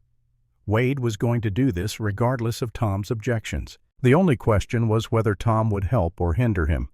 "When do you leave?" "Tonight. Estate is 3 days' ride east. I'll need to learn the guard patterns, find the safe." Wade gripped Tom's shoulder. "Promise me something. If I don't make it out, if Whitmore kills me, you make sure that bastard hangs anyway. Don't let Sarah and Michael's deaths, don't let my death be for nothing." "I promise." Tom returned the grip, two old friends acknowledging that this might be their last meeting. "And Wade, what you're doing going after that ledger, it's not suicide, it's justice. There's a difference." Wade's smile was sad and knowing. "Is there? Or is justice just suicide with better press?" They returned to Tom's camp together. Sarah was awake, feeding Emma her revolver within easy reach. She tensed when she saw Wade, then relaxed when Tom gave a small nod of reassurance.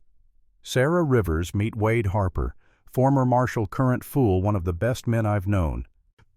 Wade removed his hat, old-fashioned courtesy learned in a time when manners still mattered. "Ma'am, I'm sorry for your losses. Sorry for what Whitmore did to your people, to your father, to your husband." Sarah studied him with the careful attention of a woman who had learned to evaluate threats quickly. "Tom trusts you. That's enough for me. I don't know if I deserve that trust, but I'll do my damnedest to earn it." Wade knelt to look at Emma, who watched him with solemn dark eyes. "She's beautiful. Looks like she's got her mama's strength. She'll need it." Sarah adjusted Emma's blanket. "The world she's being born into isn't kind to Apache children, especially ones carrying Whitmore blood. Then we change that world, starting with making sure her grandfather answers for his crimes." Wade stood, handed Sarah the map. "Tom will explain the route. It's longer, but safer. There's a way station here run by a man named Joseph Farrow, former Army scout, no love for Whitmore. He'll shelter you for a few days if you need rest." "Where will you be?" "Getting the evidence that'll make sure Whitmore can't buy his way out of justice." Wade looked at Tom. "Take care of them. And Tom, when you see Garrett, tell him Wade Harper says hello. Tell him I'm sorry I didn't kill the man who tried to have him murdered, but I'm making up for it now. Tell him yourself when we all meet in Santa Fe." Wade's smile said he did not expect to see Santa Fe again, but he just nodded, mounted his horse, and rode into the darkness without looking back. Tom watched until the sound of hoofbeats faded completely.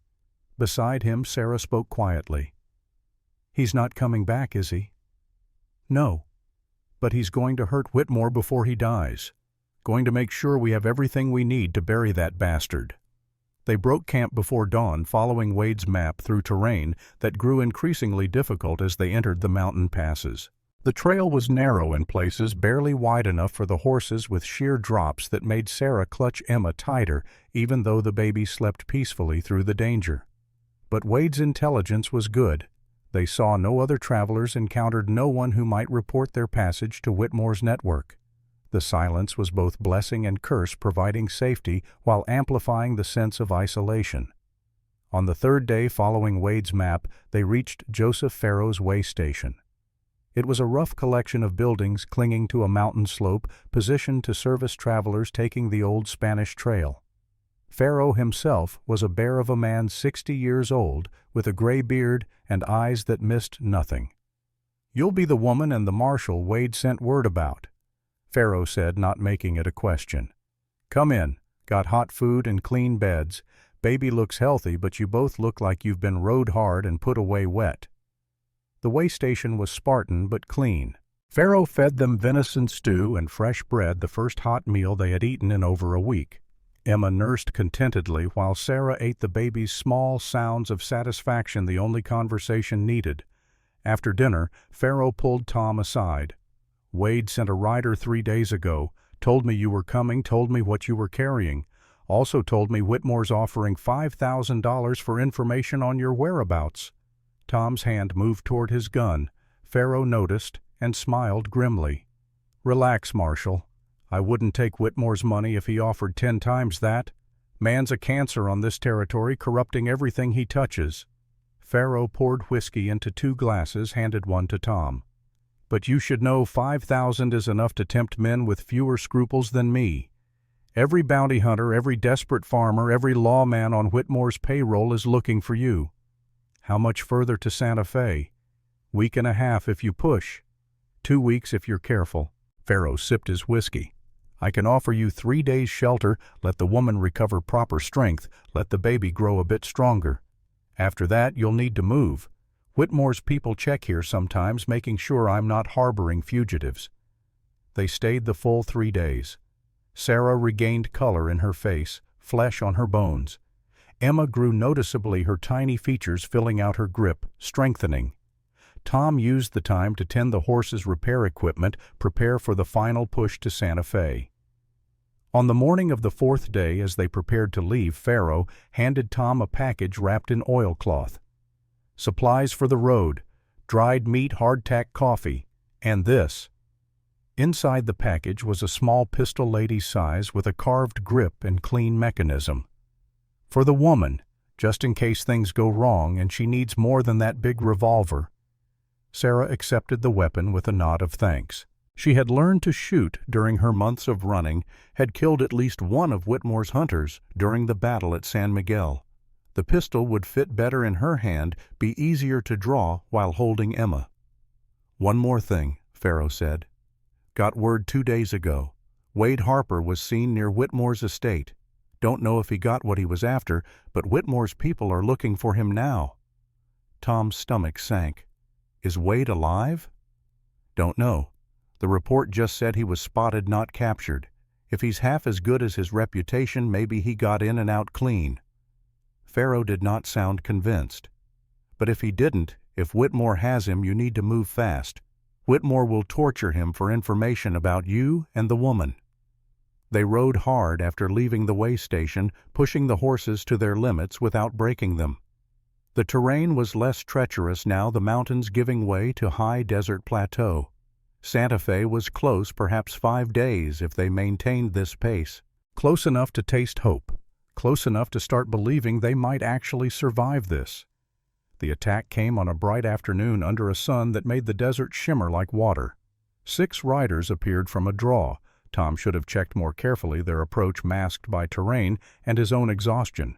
They wore no uniforms, carried no badges, but their weapons were professional grade and their tactics spoke of military training. Tom saw them, shouted a warning, but it was already too late.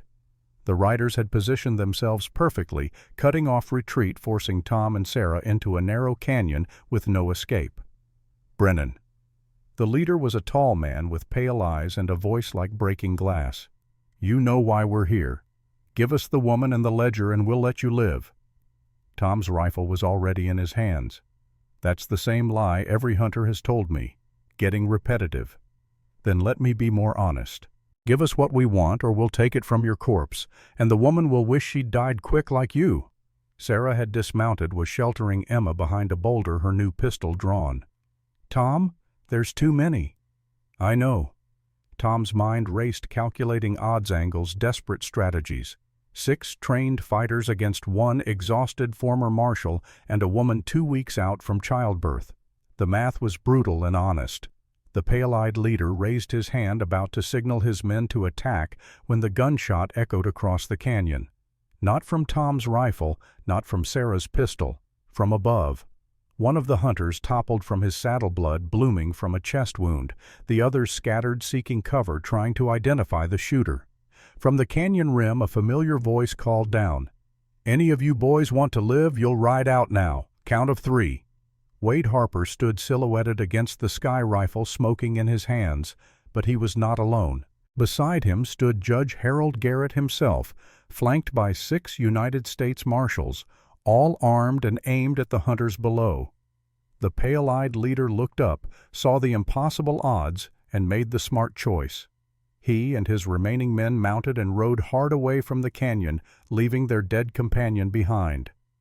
Tom stared up at Wade, unable to process what he was seeing. Wade was supposed to be at Whitmore's estate, probably dead or captured.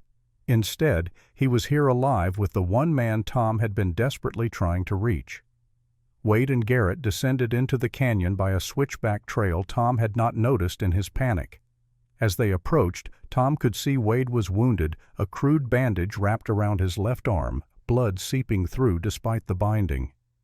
"You look surprised," Wade said, grinning despite obvious pain. "Thought you'd be happy to see me." "Thought you'd be dead." "Was close. Whitmore caught me in his office right after I cracked the safe. 5 guards between me and freedom." Wade's grin faded. "Lost a lot of blood getting out, but I had the ledger, and I knew where to find help." Judge Garrett stepped forward. He was a distinguished man in his late 60s, silver-haired and clear-eyed, wearing travel-stained clothes that suggested he had been riding hard. "Mr. Harper arrived at my home 3 days ago, barely conscious, carrying evidence I've been trying to obtain for 5 years. Evidence against Silas Whitmore." He looked at Sarah and Emma sleeping peacefully in her mother's arms despite the gunfire. "You must be Sarah Rivers, and this is Daniel Whitmore's daughter." Sarah held Emma protectively. "She's Emma Rivers, not Whitmore. She'll never carry that name." Garrett's expression softened. "I knew Daniel. He was a good man trying to escape his father's shadow. I'm sorry he didn't live to see his daughter." "Are you here to take us into custody?" Tom asked, hand still near his gun. "I'm here to escort you safely to Santa Fe, to hear your testimony, examine the evidence, and finally bring charges against a man who's corrupted this territory for 20 years. Garrett gestured to the marshals. "These men answer to federal authority, not territorial. Whitmore can't buy them, can't threaten them, can't make them disappear." Wade handed Tom a leather satchel heavy with paper. "The second ledger. Financial records, bank statements, land deeds. Everything Whitmore thought he'd destroyed or hidden well enough that no one would find." Tom opened the satchel, saw page after page of damning evidence. Payments to judges, transfers to hired killers, deeds for Apache land obtained through fraud and murder. Combined with the ledger Sarah carried and Marcus Cole's testimony, this was enough to bury Whitmore and half his network. "How did you know where to find us?" Sarah asked. "I didn't," Garrett admitted. "Wade told me you were traveling the Spanish Trail, but that covers a lot of ground. We've been riding hard, hoping to intercept you before Whitmore's hunters did. Looks like we arrived just in time." With the federal marshals providing protection, the journey to Santa Fe became almost anticlimactic. They rode openly now, no longer hiding or taking back trails. Word spread quickly that Judge Garrett himself was escorting witnesses against Whitmore, and men who might have attacked for bounty money chose discretion instead. They reached Santa Fe on a cool autumn morning, the city spread before them like a promise finally kept. Adobe buildings glowed golden in the sunrise, church bells calling the faithful to prayer, merchants opening shops for another day of commerce. It looked like any other frontier city, but to Tom it represented something more. The possibility that truth might matter, that justice might be more than just a word corrupt men used to justify their crimes. Garrett took them directly to the federal courthouse, a solid building of stone and wood that had stood for 50 years. Inside, away from curious eyes and potential assassins, Sarah finally told her full story. She spoke for 3 hours, detailing everything: her father's careful documentation of Whitmore's crimes, the massacre of her mother's village, Daniel Whitmore's murder when he threatened to expose his father, the months of running the birth of Emma, the battle at San Miguel. Garrett listened without interruption, his face growing harder with each revelation. The marshals took notes, recording every detail for the formal investigation.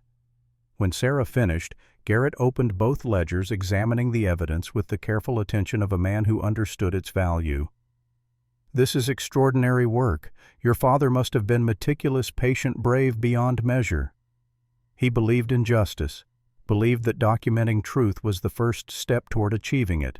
Sarah's voice wavered. "He died for that belief. So did my husband. So did Marcus Cole and 4 Apache warriors and men whose names I'll never know. Their deaths will not be in vain." Garrett closed the ledgers, looked directly at Sarah. "Based on this evidence and your testimony, I'm issuing warrants for Silas Whitmore's arrest. Murder, conspiracy, bribery of federal officials, theft of tribal lands. He'll stand trial in this courthouse, and if convicted, he'll hang. If.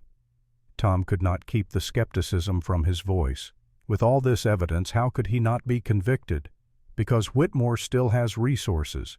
Money for expensive lawyers, favors owed by powerful men, public reputation as a respected judge.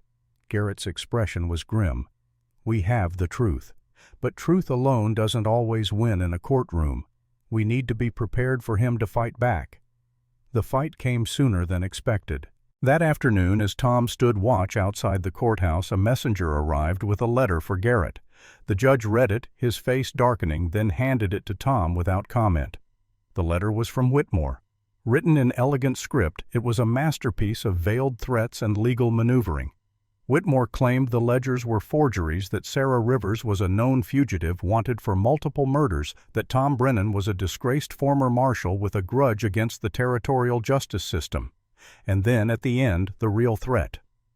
Judge Garrett, you have in your custody my granddaughter Emma.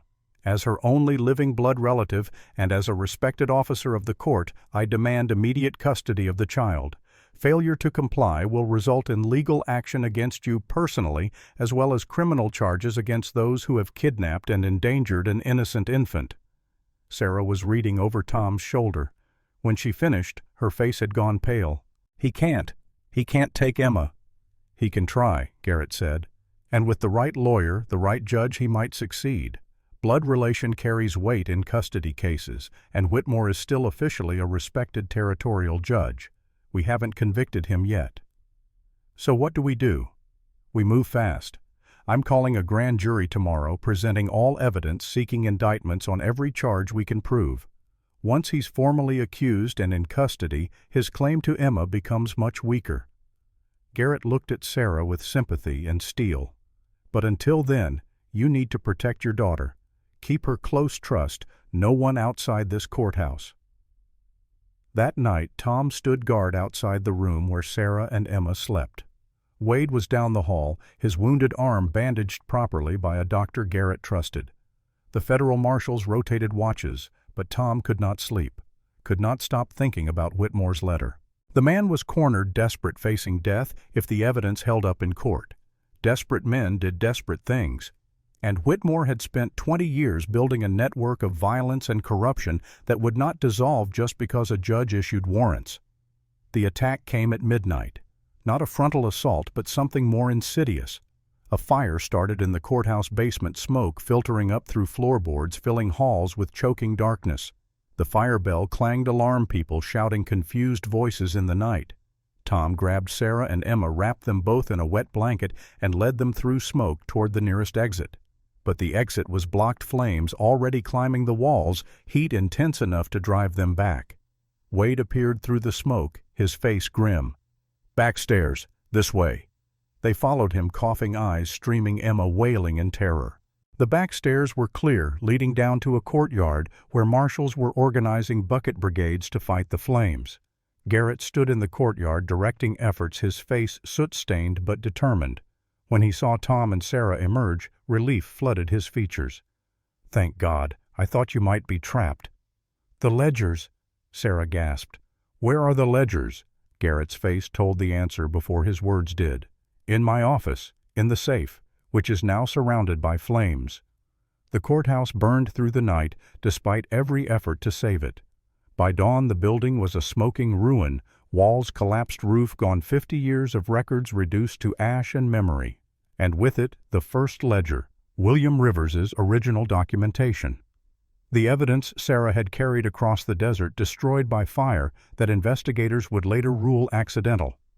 But Wade's second ledger, the financial records he had stolen from Whitmore's estate, remained safe. Tom had kept it separate, hidden in the marshal's office, not in the courthouse.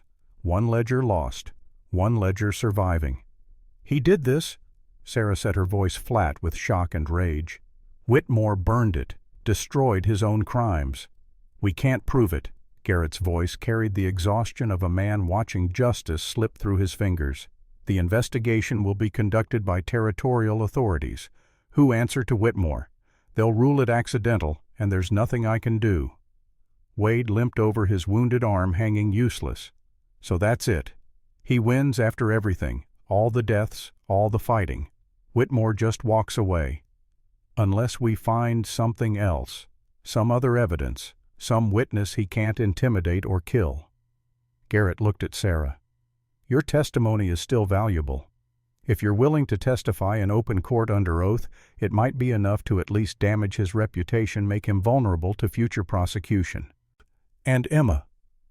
Sarah clutched her daughter, who had finally stopped crying and fallen into exhausted sleep. What happens when Whitmore demands custody? When he uses the law you're supposed to uphold to steal my child? Garrett had no answer. Tom walked away from the ruins, his mind working through possibilities, through desperate strategies that might salvage something from this disaster. Wade followed, understanding that Tom needed to think, to process, to find some angle everyone else had missed. There has to be something, Tom said more to himself than Wade. Some piece of evidence Whitmore doesn't know about, some witness he can't reach. Like who? Everyone who knew about the massacre is dead or too scared to talk. Marcus Cole is dead. Big Crow and his warriors are back on Apache lands, and their testimony won't carry weight in a white man's court. Wade kicked at a piece of charred timber. We're out of options, Tom. But Tom's mind had snagged on something. A detail from Marcus Cole's final moments, words spoken with dying breath. Marcus had said Emma deserved better than what Billy Hayes got. Had spoken about Billy like the boy's death still mattered, still carried weight. Billy Hayes, 16 years old, killed by Tom Brennan in a shooting ruled justified by Judge Norton. Judge Norton, whose name appeared in the ledger, who had taken bribes from Whitmore. The ledgers were gone, but Tom remembered what he had read. Remembered the entry about Billy Hayes. $500 paid to Norton to ensure no further investigation. That entry had mentioned a witness, someone who saw the bank robbery, saw Billy being coerced, saw evidence that could have exonerated the boy, or at least raised questions about the shooting. A witness Norton had paid to remain silent. Tom turned to Wade. The bank robbery 6 years ago, the one where Billy Hayes died. Do you remember the details? Not much. I'd already resigned by then, was drinking myself stupid in Kansas. There was a witness, a clerk at the bank who saw the whole thing. Norton paid him off to change his testimony to say Billy was an active participant instead of a hostage being forced to cooperate. Wade's eyes widened. If we can find that clerk, get him to recant his testimony, it proves Norton was corrupt. And if Norton was corrupt about Billy Hayes, it raises questions about every case he presided over, including your brother's trial. More than that, it proves Whitmore's network of corruption existed, that judges were being bought. It's not as good as the ledger, but it's physical evidence of systemic rot. Tom felt hope stirring, fragile but real. Where would we find a bank clerk 6 years later? If he's smart, far away from Whitmore's reach, if he's not probably dead. Wade thought about it. But Marcus Cole mentioned Billy Hayes, mentioned the case specifically. Maybe Marcus knew about the witness, knew where to find him. Marcus is dead. But his belongings aren't. When he died at San Miguel, we took his saddlebags, his personal effects. They're stored with the horses. Wade was already moving toward the stables. If Marcus was investigating Billy's death, trying to prove the shooting was unjust, he might have kept notes, addresses, information about witnesses. They found Marcus's saddlebags where they had been left, covered in dust but intact. Inside were the usual items, ammunition, jerky, a spare shirt. But beneath those, wrapped in oilcloth, was a small journal. Tom opened it carefully. The pages were filled with Marcus's rough handwriting notes and observations collected over 3 years of working for Whitmore. Most of it was useless now, records of hunts and captures that no longer mattered. But near the end, dated 2 months ago, was an entry that made Tom's hands shake. Found Samuel Brennan case files. Norton paid witness to lie. Witness name, Robert Chen, bank clerk. Currently living in Denver under assumed name, Thomas Wright. Works as bookkeeper for mining company. If I can get him to testify, can reopen Brennan case, prove Norton corrupt. Denver. 3 weeks ride north. But it was something, a thread they could pull, evidence that might survive even when ledgers burned. Tom showed the journal to Garrett, who read it with growing excitement. "This is good. If we can get Chen to testify, if he'll admit to lying under oath, we can prove Norton's corruption. And Norton's corruption ties directly to Whitmore." "It's not as strong as the ledgers," Sarah pointed out. "It's one witness talking about one case. Whitmore's lawyers will tear him apart." "Maybe, but it's a crack in the armor, and sometimes that's all you need." Garrett looked at Tom. "Can you get to Denver? Find this Chen, convince him to testify." "I can try, but that leaves Sarah and Emma here vulnerable. They'll stay with me, federal protection marshals guarding them every hour." Garrett's face was firm. "I won't let Whitmore take that child. Whatever it takes, whatever legal maneuvering is required, I'll keep Emma safe until you return." Tom looked at Sarah, seeing fear and determination warring in her eyes. "What do you want to do?" She held Emma close, this tiny life that had survived against impossible odds that represented hope for a better future. "Find Chen, get his testimony, finish what my father started, what Daniel died for, what Marcus gave his life to achieve." Tom and Wade rode north the next morning, leaving Sarah and Emma in Garrett's care. The journey to Denver was hard and fast, pushing horses to their limits, sleeping only when exhaustion made riding dangerous. They found Robert Chen exactly where Marcus's note said he would be, working as a bookkeeper for the Consolidated Mining Company, living under the name Thomas Wright, trying to build a new life far from the crimes of his past. Chen was a small man in his early 40s, Chinese-American, in a territory where his ancestry made him perpetually foreign, regardless of how long his family had lived there. When Tom and Wade appeared at his boarding house, he knew immediately why they had come. "I wondered when someone would find me," Chen said, his voice carrying the accent of a man who had learned English as a second language but spoke it perfectly. "Wondered when my past would catch up." "We need your testimony," Tom said without preamble. "Need you to tell the truth about the bank robbery 6 years ago, about Billy Hayes, about Judge Norton paying you to lie." Chen's face paled. "If I testify against Norton, against Whitmore, I'm a dead man. You know that. If you don't, justice dies. And a baby girl grows up under the control of a man who murdered her father, who massacred her mother's people, who represents everything evil about this territory." Tom leaned forward.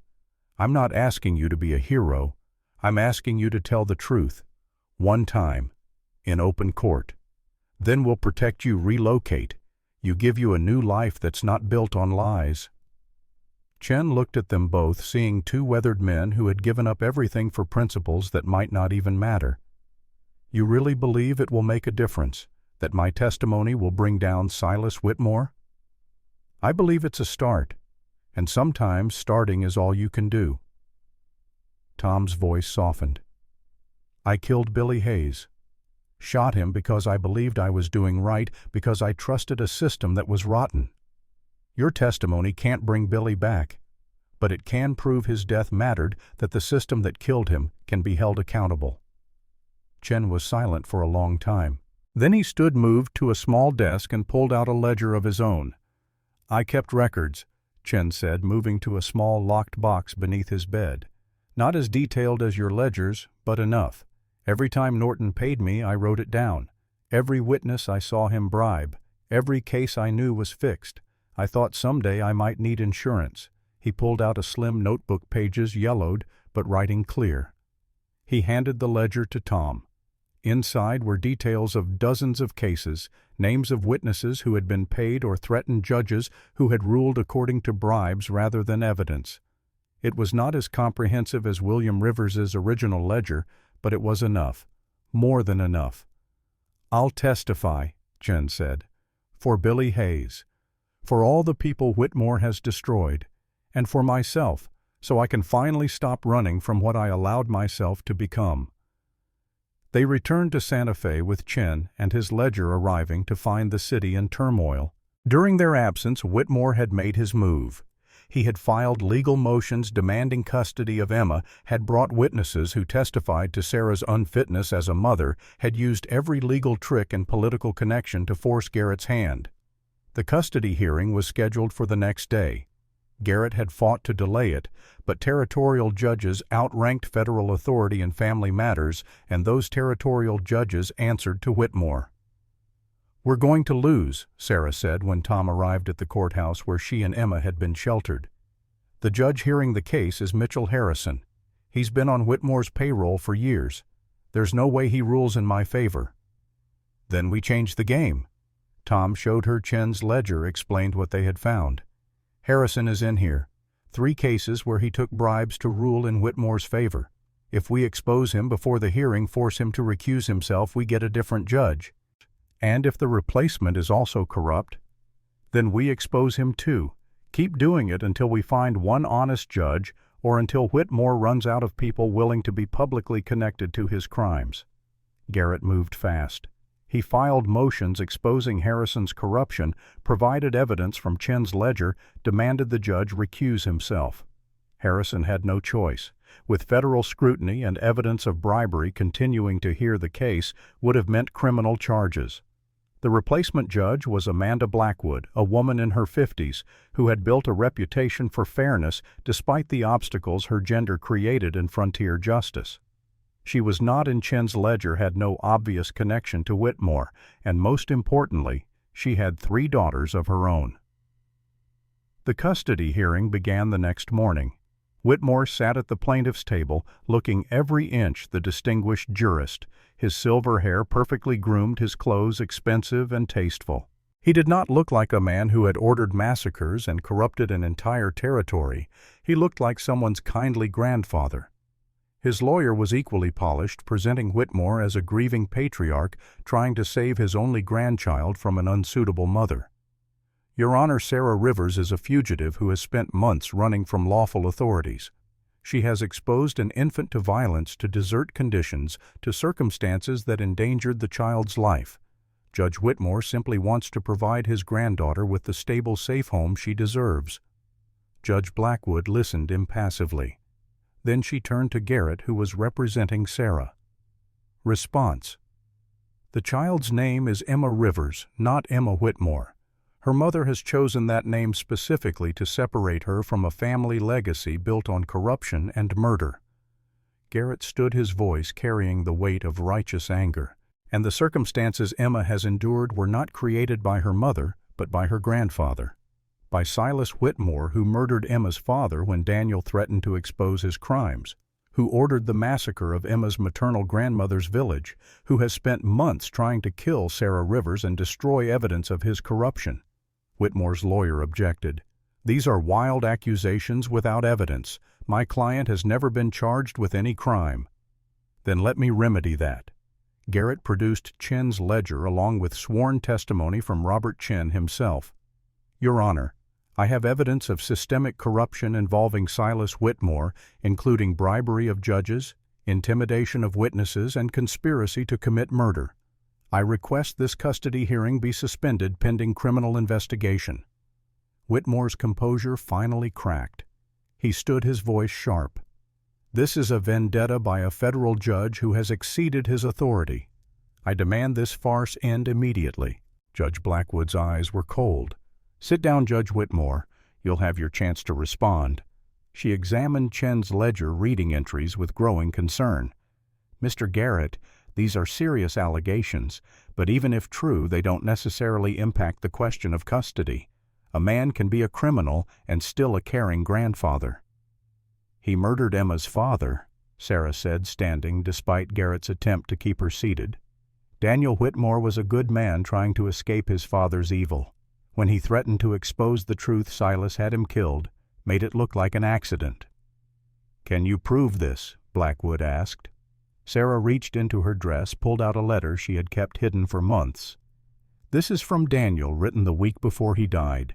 He details everything he discovered about his father's crimes, expresses fear for his life, asks me to keep the letter safe in case something happens to him." She handed the letter to Blackwood, who read it carefully. The courtroom was silent except for Emma's small sounds, the baby sensing her mother's distress. When Blackwood finished reading, her face had changed. "This letter suggests Daniel Whitmore believed his life was in danger from his father. But it's not proof of murder." "No," Garrett agreed.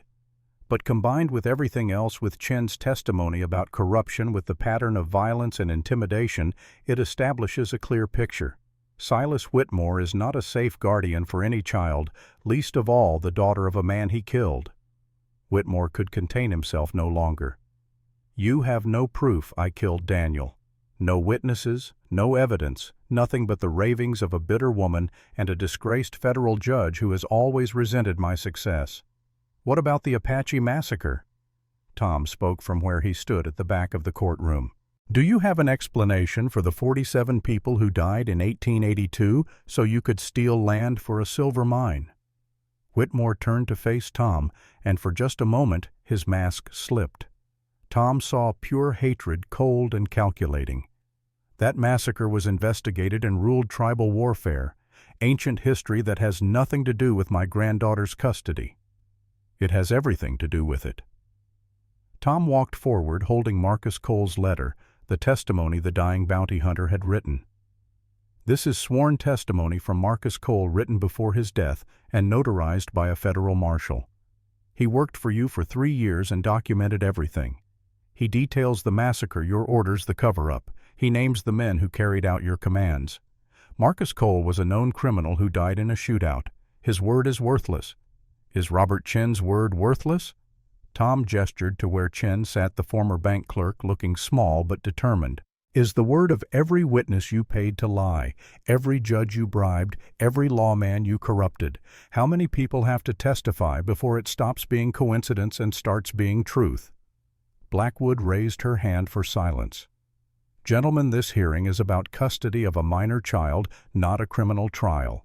However," she looked directly at Whitmore, "the evidence presented raises serious questions about Judge Whitmore's character and fitness as a guardian." She paused, considering carefully. "I'm ruling that custody remains with Sarah Rivers. However, I'm also ordering a full criminal investigation into the allegations against Silas Whitmore. If those allegations are substantiated further, legal action will follow." Whitmore stood, his face flushed with rage. "This is an outrage. I'll appeal to the Territorial Supreme Court. I'll take this to every authority until I get my granddaughter back." "You do that," Blackwood said calmly. "But until you do, Emma stays with her mother." "This hearing is adjourned." The courtroom erupted. Whitmore's lawyers surrounded him, already planning appeals and counter-motions. Federal marshals moved to protect Sarah and Emma from the crowd. Tom and Wade positioned themselves between Whitmore and the door, making sure the old judge could not get near Sarah. But Whitmore was not finished. As he left the courtroom, he paused beside Tom, his voice low enough that only Tom could hear. "You think you've won. You think justice has triumphed. But I've been building my empire for 20 years, and it will not fall because one judge rules against me." "Maybe not today," Tom replied. "But Chen's testimony will lead to more witnesses, more evidence, more cracks in your armor, and eventually it all comes down. We'll see." Whitmore's smile was cold. "By the way, has anyone checked on your friend Wade Harper lately? Last I heard, he was looking unwell." Tom's blood went cold. He turned to find Wade saw his friend leaning heavily against the courtroom wall, his face pale, sweat beading his forehead despite the cool morning. "Wade?" Wade tried to smile, but it turned into a grimace. "That wound from Whitmore's estate. Think it might be infected worse than I thought." Tom helped Wade to a doctor who examined the wound and delivered grim news. The infection had gone deep, spread through Wade's arm into his shoulder. Without proper treatment, weeks ago it had festered. Now it was potentially fatal. "How long does he have?" Tom asked. "Days, maybe a week if he's lucky and strong." The doctor cleaned the wound as best he could, administered laudanum for pain. "I'm sorry. If he'd sought treatment when it first happened, we could have saved the arm, maybe even cured the infection. Now it's too late." Wade lay on the examination table, his breathing labored. "Fitting, I suppose. Survived Whitmore's guns, outlived his hired killers just to die from an infection. The desert has a sense of irony." "Don't talk like that. You're going to fight this." "I'm tired, Tom. Tired of fighting, tired of running, tired of carrying guilt for Sarah and Michael." Wade's eyes drifted closed. "But I'm not dying for nothing. Chen testified. The case against Whitmore is building. Emma's safe with her mother. That's enough. Tom stayed with Wade through the night, watching his friend's condition deteriorate despite the doctor's best efforts.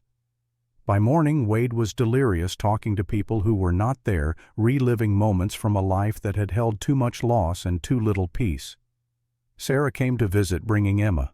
Wade rallied briefly when he saw the baby, his eyes clearing. She's beautiful. Looks like my Michael did.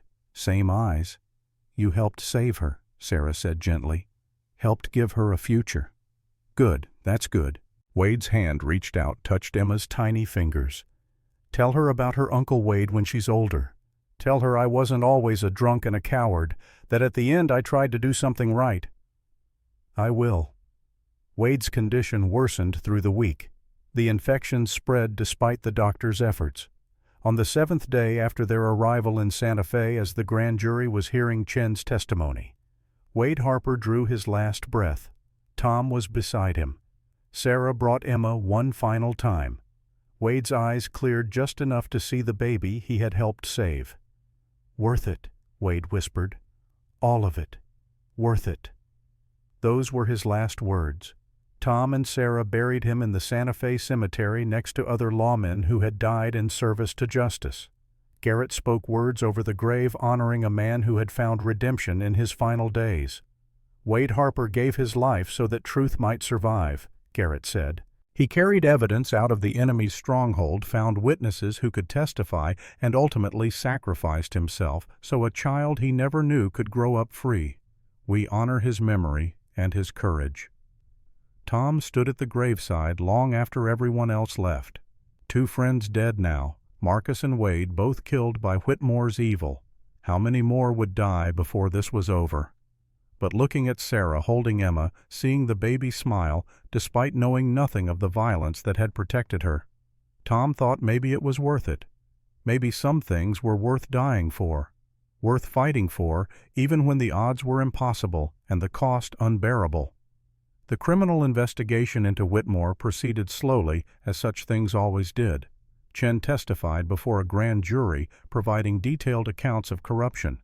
Other witnesses came forward, emboldened by Chen's courage, adding their voices to the growing chorus of accusation.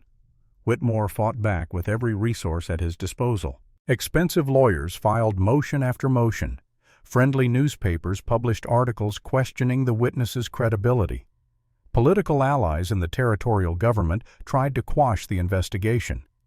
But Garrett was relentless. He brought in federal prosecutors, expanded the investigation beyond Whitmore to include the entire network of corruption.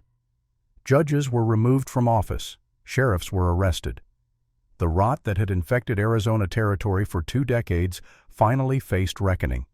3 months after the custody hearing, Silas Whitmore was formally indicted on 47 counts of murder in connection with the Apache massacre, along with dozens of counts of bribery, conspiracy, and corruption. The trial was moved to federal court to ensure impartiality. Tom attended every day of the proceedings, watching as witness after witness testified to Whitmore's crimes. Chen was compelling, detailing the systematic corruption. Other Apache survivors came forward describing the massacre, identifying Whitmore as the man who had given orders. But it was Sarah's testimony that carried the most weight. She spoke of Daniel, of his goodness, of his horror when he learned what his father had done. She read his letter in open court, her voice breaking as she described the husband she had loved and lost.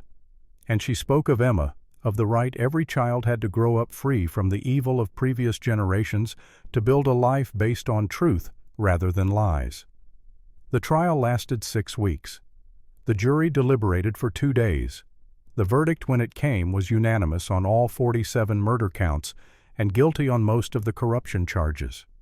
Judge Garrett presided over sentencing. Silas Whitmore, you have been found guilty of crimes that stain the honor of this territory and violate every principle of justice and decency. You used your position as a judge to corrupt the very system you were sworn to uphold. You ordered the massacre of innocent people for profit. You destroyed families, ended lives, and spread evil wherever your influence reached. Whitmore stood silent, his face showing no emotion. For the crime of murder, I sentence you to death by hanging. sentenced to be carried out 30 days from today." Garrett's voice was iron. "May God have mercy on your soul, because this court has none to offer." Whitmore was led away in chains. Sarah watched him go, Emma sleeping peacefully in her arms. Justice finally, after so much blood and loss. But the story did not end with Whitmore's conviction. The network he had built survived him, requiring years of investigation to fully dismantle. Corrupt officials were removed. Stolen land was returned to Apache tribes. Wrongful convictions were overturned. Samuel Brennan's case was reopened based on Chen's testimony. Judge Norton's corruption was exposed, his rulings invalidated. Samuel was posthumously exonerated, his name cleared of the false charges that had led to his execution. Tom visited his brother's grave for the first time in 6 years, able at last to face the headstone without crushing guilt. "We got him, Sam. Got Norton, got Whitmore, got all of them. Doesn't bring you back. Doesn't undo what was done. But maybe it means something. Maybe it means your death wasn't completely meaningless." Sarah built a new life in Santa Fe. Judge Garrett helped her obtain legal ownership of land that had belonged to her mother's village, returned through the federal investigation. She used it to establish a school for Apache children, teaching them both traditional ways and the skills needed to navigate a world that did not always welcome them. Emma grew up strong and healthy, learning about her father from stories Sarah told about the good man who had tried to fight evil and died for his principles. She learned about her grandfather too, but not as family. As a cautionary tale, a warning about what happened when people chose power over decency. On Emma's 5th birthday, Sarah brought her to Tom's new cabin built on land adjacent to the school. Tom had stayed in the area, unable to return to his old solitude, finding that helping Sarah with the school gave him purpose he had not felt since wearing a badge. "Uncle Tom," Emma said, using the title Sarah had encouraged, "Mama says you saved us, that you opened your door when everyone else would have closed it." Tom knelt to Emma's level. "Your mama saved herself. I just provided shelter for one night. Turned out to be a long night, but that's how these things go sometimes. Will you tell me about Uncle Wade and Uncle Marcus? About the men who helped protect me? When you're older. Right now, just know they were good men who made mistakes but tried to end better than they started." Tom smiled at Sarah. "That's all any of us can do." Years passed. Emma Grew attended university, became a lawyer herself. She dedicated her career to representing indigenous people in land disputes, to fighting the kind of corruption her grandfather had embodied. Tom grew old in Santa Fe, watching the territory change, seeing some justice take root, where once only corruption had flourished. He never remarried, never sought redemption beyond the daily work of living decently. On his 75th birthday, Emma visited with her own daughter, Sarah's granddaughter, another generation carrying forward the legacy of those who had fought for truth. "Did you ever regret it?" Emma asked. "Opening your door that night, choosing to help my mother instead of closing her out?" Tom thought about it honestly, thought about Marcus Cole dying to buy them time, about Wade Harper succumbing to infection, about the months of running fighting nearly dying in the desert. "No," he said finally. "Some doors you open change you forever. That knock at midnight, your mother standing in the rain, the choice to let her in. It was the first right thing I'd done in 6 years, maybe the most right thing I ever did. Because we won.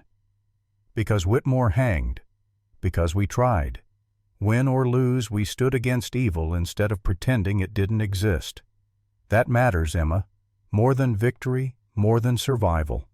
The choice to stand matters."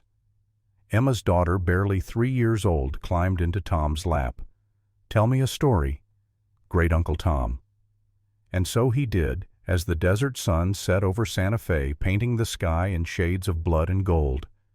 He told her about a stormy night, a desperate knock, and the decision that changed everything. Some stories ended in triumph. Some ended in tragedy. This one ended somewhere in between, in that complicated space where truth costs everything but still proves worth the price. The storm had passed long ago. But its memory remained a reminder that sometimes the right choice is simply opening your door to a stranger in the rain, consequences be damned. And in that choice, in that moment of grace extended without thought of cost, lay the possibility that the world might become something better than what it had been. Not perfect, never perfect, but perhaps with enough people choosing right when it was easier to choose wrong, slightly less rotten than before. Tom Brennan had opened his door to shelter a woman for one night. That night had stretched into months, into years, into a legacy that would outlive him. It was enough.